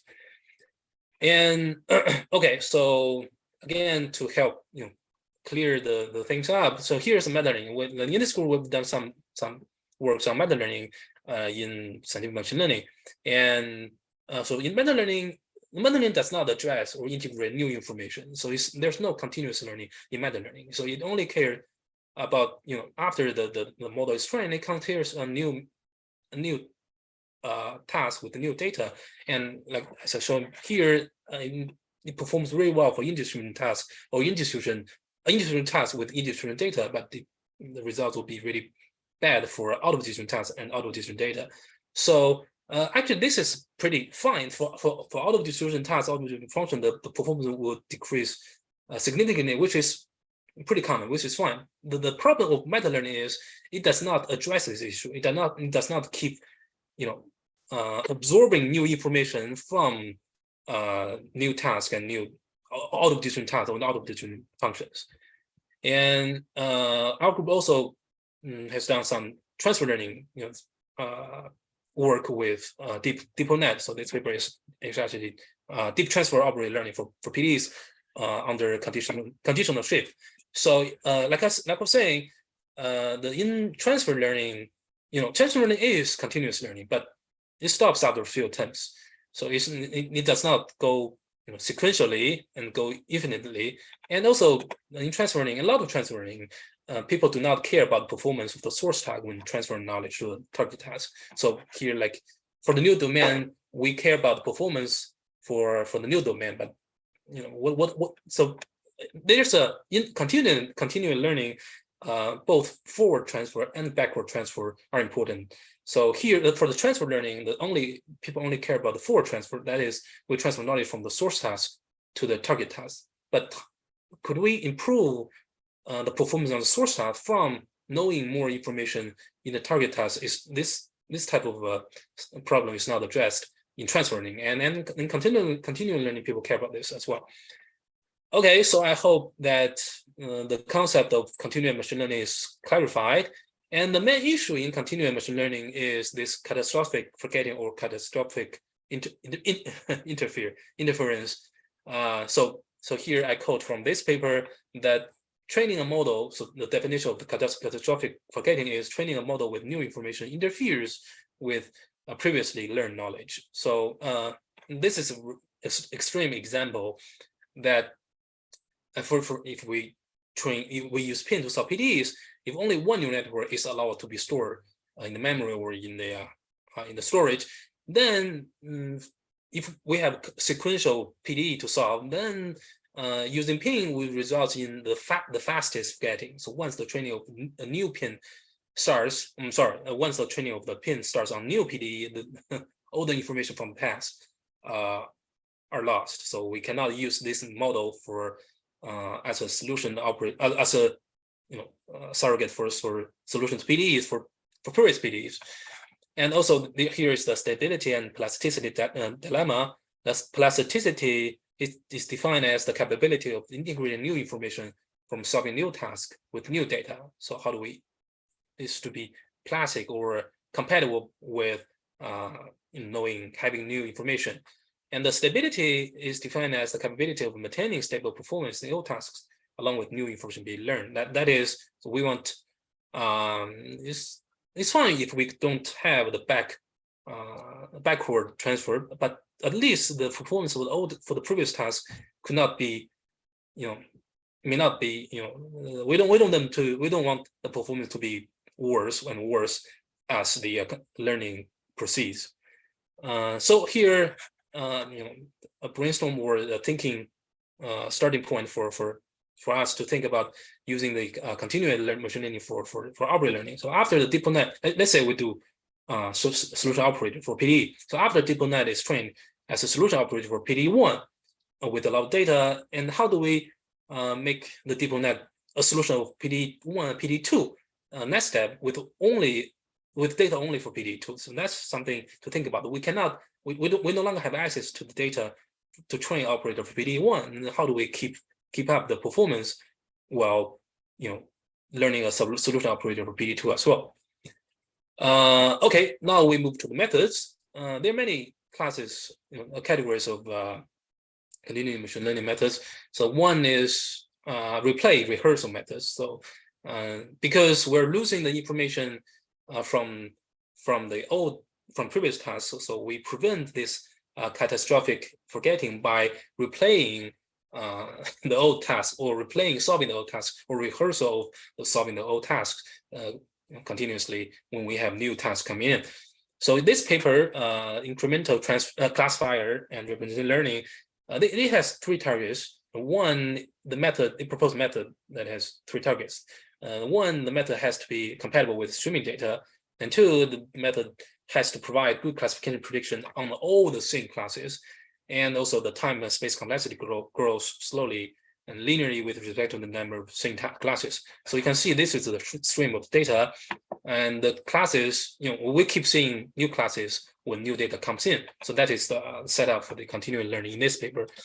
And Zongren, yes. Can I ask a question here? So in this previous one, so basically, if you take a loss function, the total loss function, so you have loss 1 from the previous task, loss 2 from another previous task, plus some weights times the loss for the new task, is that what it is, the mathematical formulation of the problem? Oh, no. A weighted sum of all the losses from the previous and the new, or not?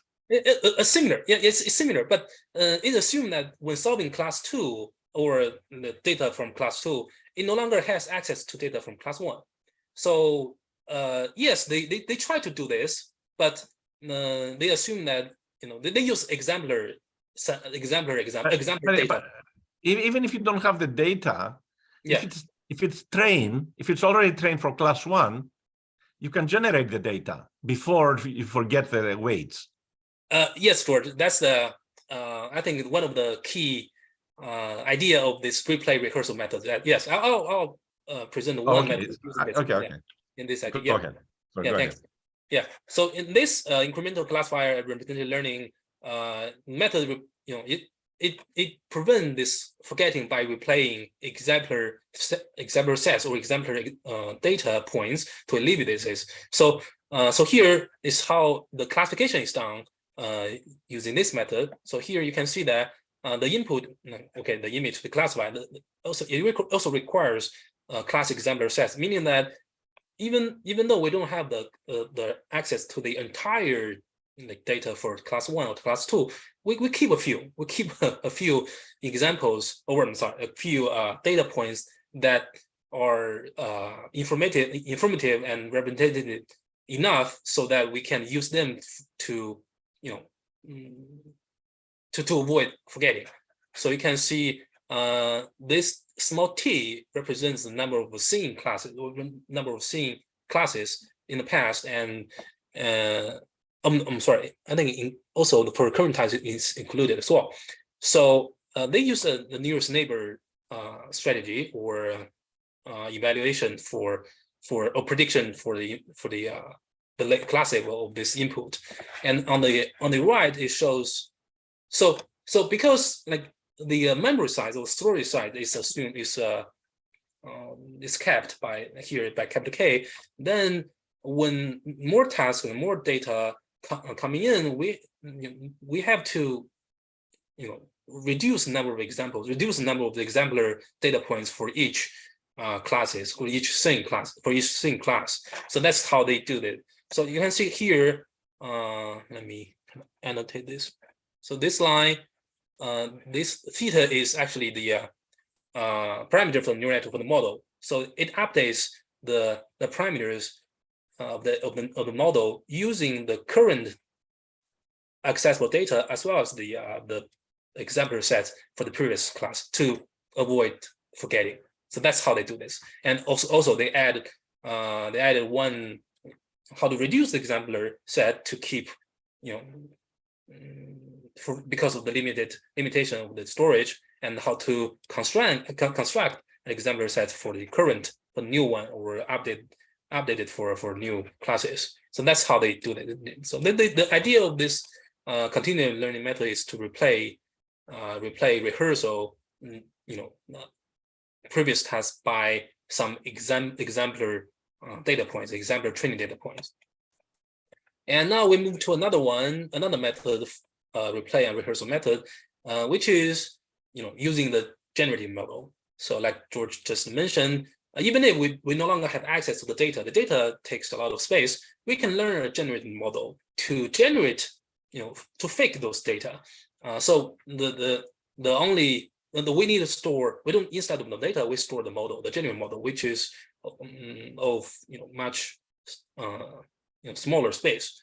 And this is an example of doing that, the continual learning with deep generative replay. So still a replay rehearsal method, but here in this paper, it replaced samples from the learn generator to alleviate this catastrophic forgetting. So the model retains knowledge from previous tasks by replaying fake data generated from the generator. So in this paper, again, it was used. And you can see here that the scholar is defined as a combination of the generator and the solver. The generator generates fake data, for current tasks as well as all previous tasks.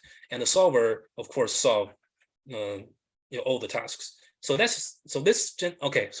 here I comment, the generator learns to generate data similar to all seen data. And for when new data or new tasks come in, then the generator is updated to learn to generate the data similar to the new data as well. So, but as well as keep, still the generator needs to be able to generate data for the old previous tasks as well. And the solver learns to solve all seen tasks with fake data generated from the generator.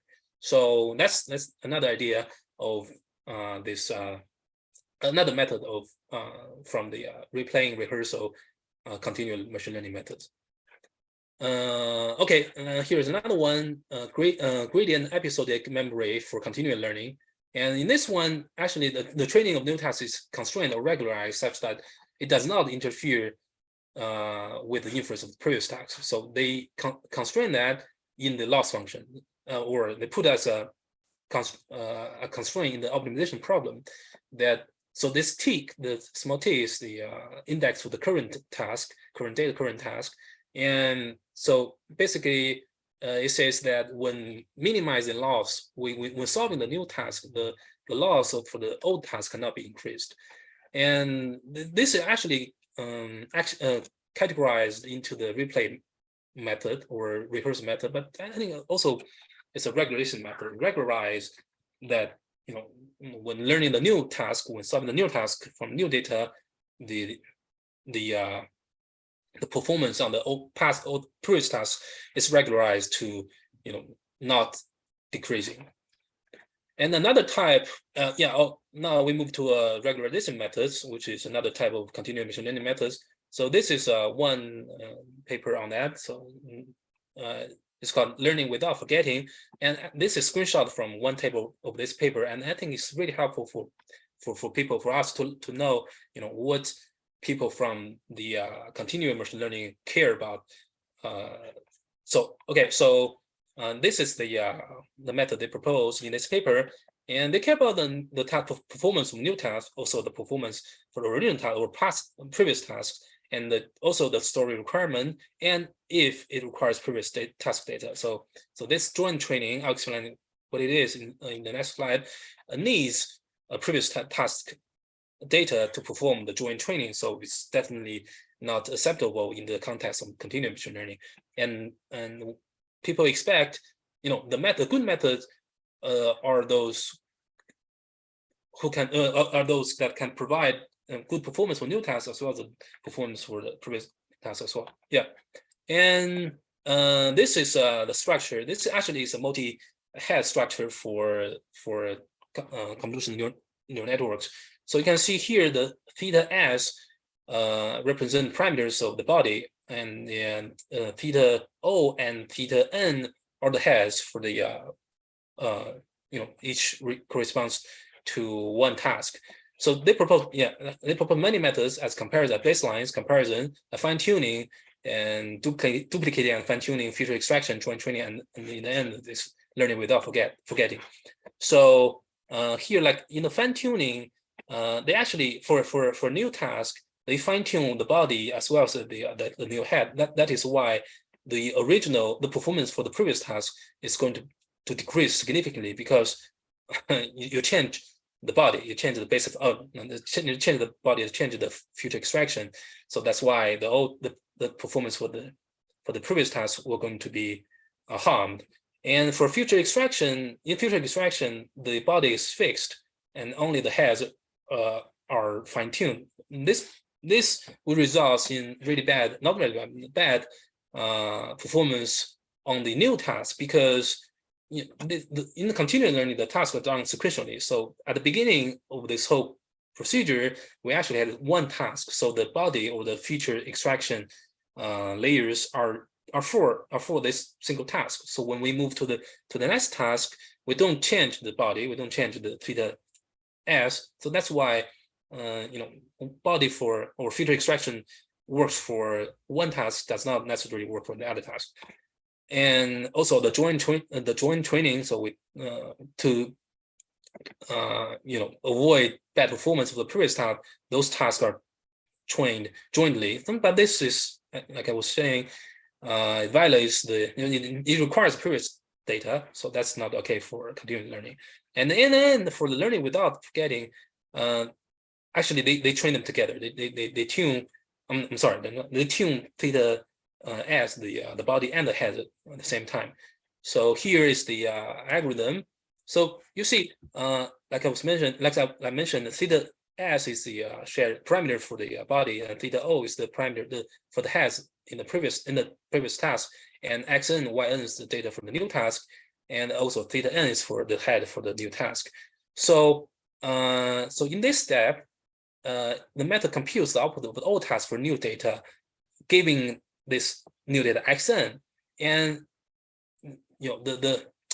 the forgetting is avoided by regularizing, by minimizing the distance or this similarity between the output for the old tasks when we update the parameters of the body.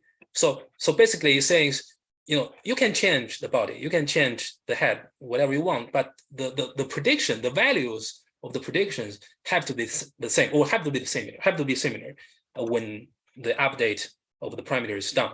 So even though fine-tune, even though the basis function, the body or the feature extraction layers change, the output for the old tasks is still the same or very similar using this regulation term. So this constraint or this regulation discourages forgetting. So that's the whole idea of this paper. So immediately drawback of this is this method depends heavily on the new task data and how strong it relates to prior data. So basically, it assumes that this xn has to come from the same distribution for all tasks. So the yn could be different, but xn, you have to come from the same domain, because you're regularizing the output for the old tasks, the prediction of the old tasks at those domain. So that's why people criticizing this method that it's not applicable to domain shift. So, but I think if we think about it in a scientific machine learning point of view, for if we don't care about domain shift, if we only want, for instance, solve parametric PDEs on the same domain, we want to solve many PDEs, then it's not actually an issue because the domain will be the same. So that's something to think about. Sorry. Another regulation method in continuous learning is this overcoming catastrophic forgetting in neural networks. using the Bayesian interpretation to design a loss function for dealing with new tasks. So the basic idea is the prior distribution for the new task is the posterior distribution of the previous tasks. So here, this one is we can consider this as an optimal region for parameters to solve the task A, and this is the optimal region for the parameters to to make good prediction for task B. So when we solve task B, we only have data for task B. You could go either direction. So it could go here, starting from where it ends for the previous task. It could go here, could go here, could go here, and so the idea is we want the parameter to go here. So in the overlap of the optimal regions for task A and for task B. So the method does that by this assumption. So here is a posterior in Bayesian inference, and this is the likelihood where we have the data, and this is the prior, and this is the likelihood distribution of the data, which is of no use in the optimization or sampling procedure. So now we go to here that for task B, we only have data. We only have data for task B. So here it becomes data B, and the prior becomes the posteriors of the previous task, and also of course this is useless. And in this paper, the Laplace approximation is used to transform the Bayesian inference to deterministic method. So in the end, a deterministic method is used, and and optimization is solved to avoid this catastrophic forgetting. Okay, so now we move to the third category of continuous machine learning methods, which is called parameters isolation methods. So this paper, PackNet, adding multiple tasks to a single network by iterative pruning, does that by utilizing the redundancy of large neural networks. So each task is assigned with a unique weight and bias of these large neural networks. And so when solving every task, the method frees up parameters using the pruning techniques, such that those freed parameters can be employed to learn a new tasks. So then an immediate drawback of this method is it actually, the learning cannot be infinitely continuous, because no matter how large the neural network is, the number of weights and biases is going to find it.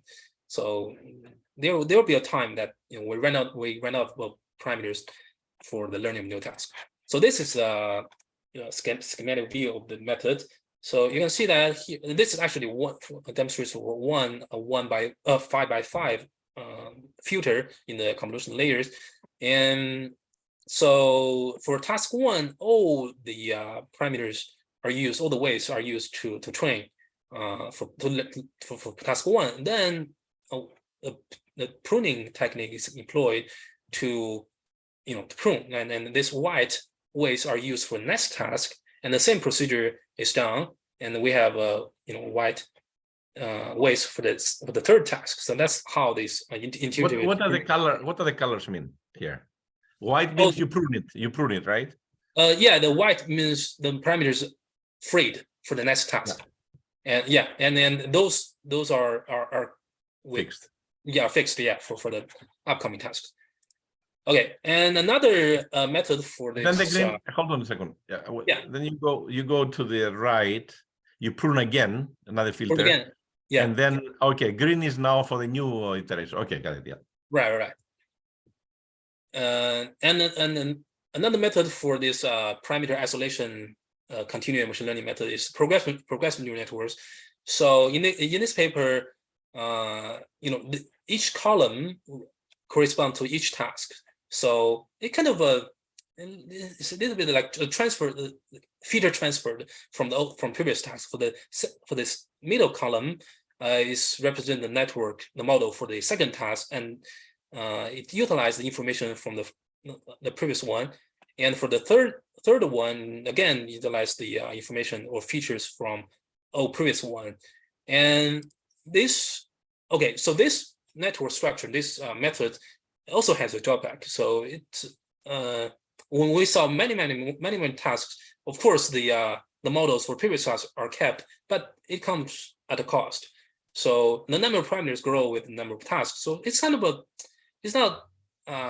it does not agree with the assumption of limited storage. So we have limited space to store the data, and we have limited space to store the model as well. But for this method, it assumes that okay, the data is not stored, but the model can be stored. And okay, so those are the main methods I want to mention in this entry-level introduction to continual machine learning. And now, in the end, and here are some thoughts. So the questions I think we can think about if we want to apply this continual machine learning to the scientific machine learning. So what are the scenarios of real application of continual machine learning? So previous one, all the methods I mentioned in this presentation, they're more for design algorithm. They make assumptions and they don't really care about the real applications. But for our problems for scientific machine learning, what are the problems, real applications that could be enhanced with continual machine learning? And the second one is a kind of a immediate, straightforward idea that could we use the continual machine learning in long-term integrations of ODEs, all-time dependent PDEs, and so for pins, conventionally we train pins by considering all the minimizing the residue loss for all the data all at once. And could we solve this?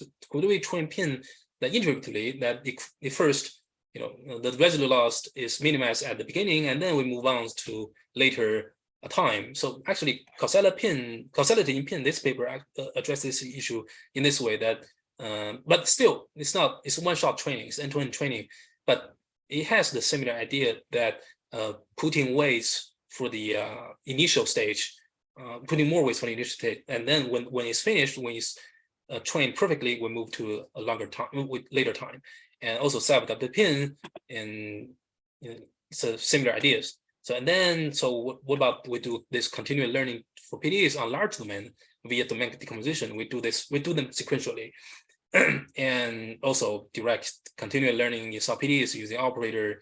In solving PDEs in operator learning. So that's it for today's presentation. I hope this is a very entry-level introduction to continual learning, and I hope it can clear things up. And yeah, that's it. Is there any question? Thank you, Zongren. Yes.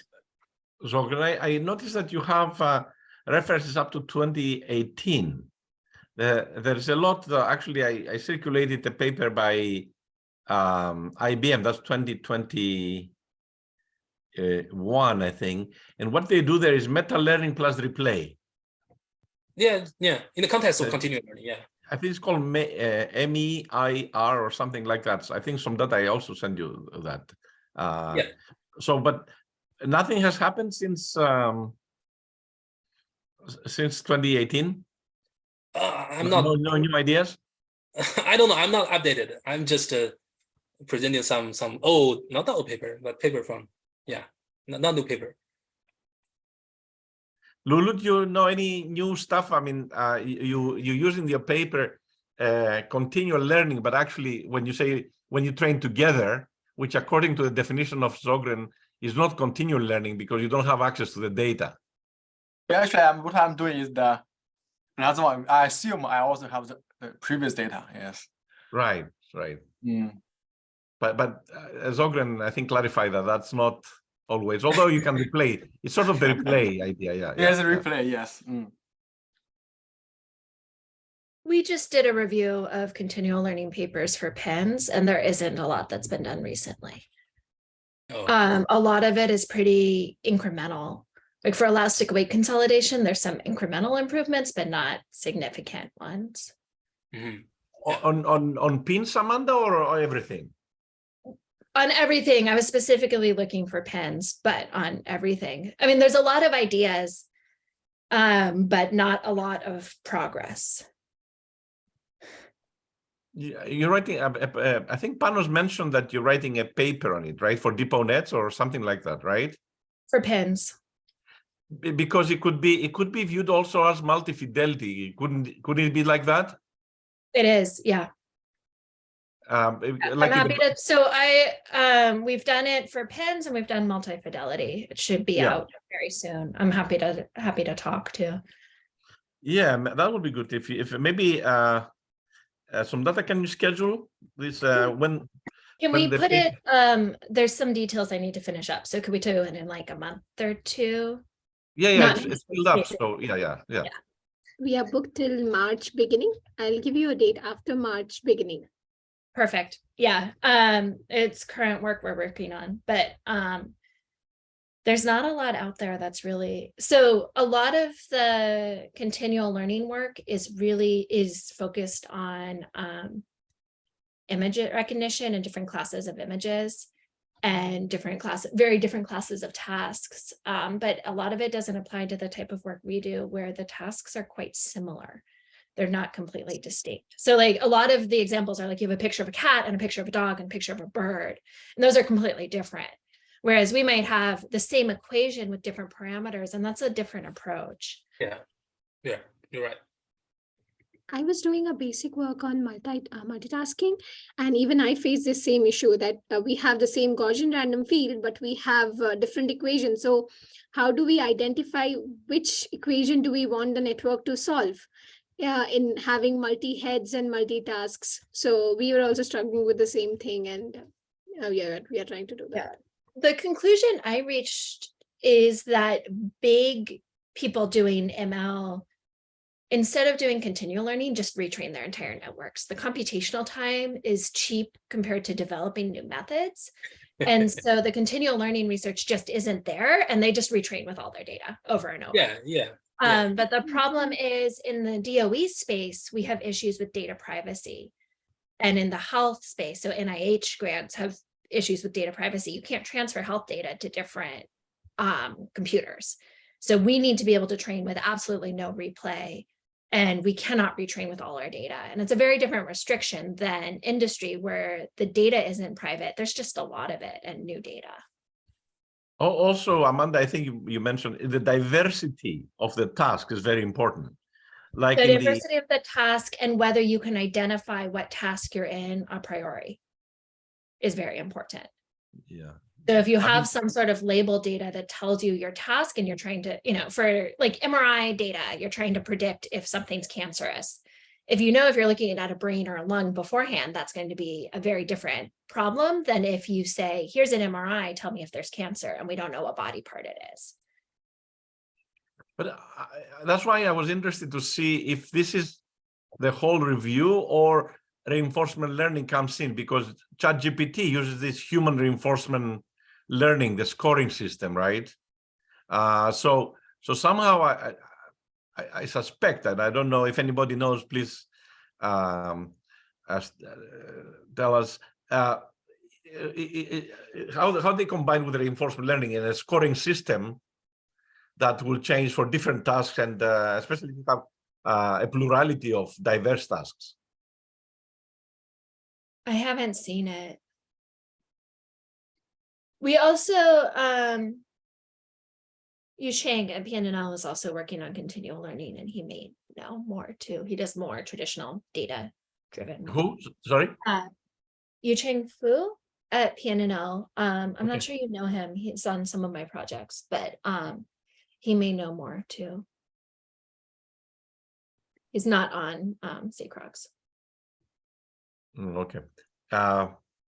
Well, that's the topic we are really, I'm interested because, but Zongren, I like the one slide that you have for all types of learning, transfer learning, meta learning, all that stuff. So that's great. Any other questions? This is great topic.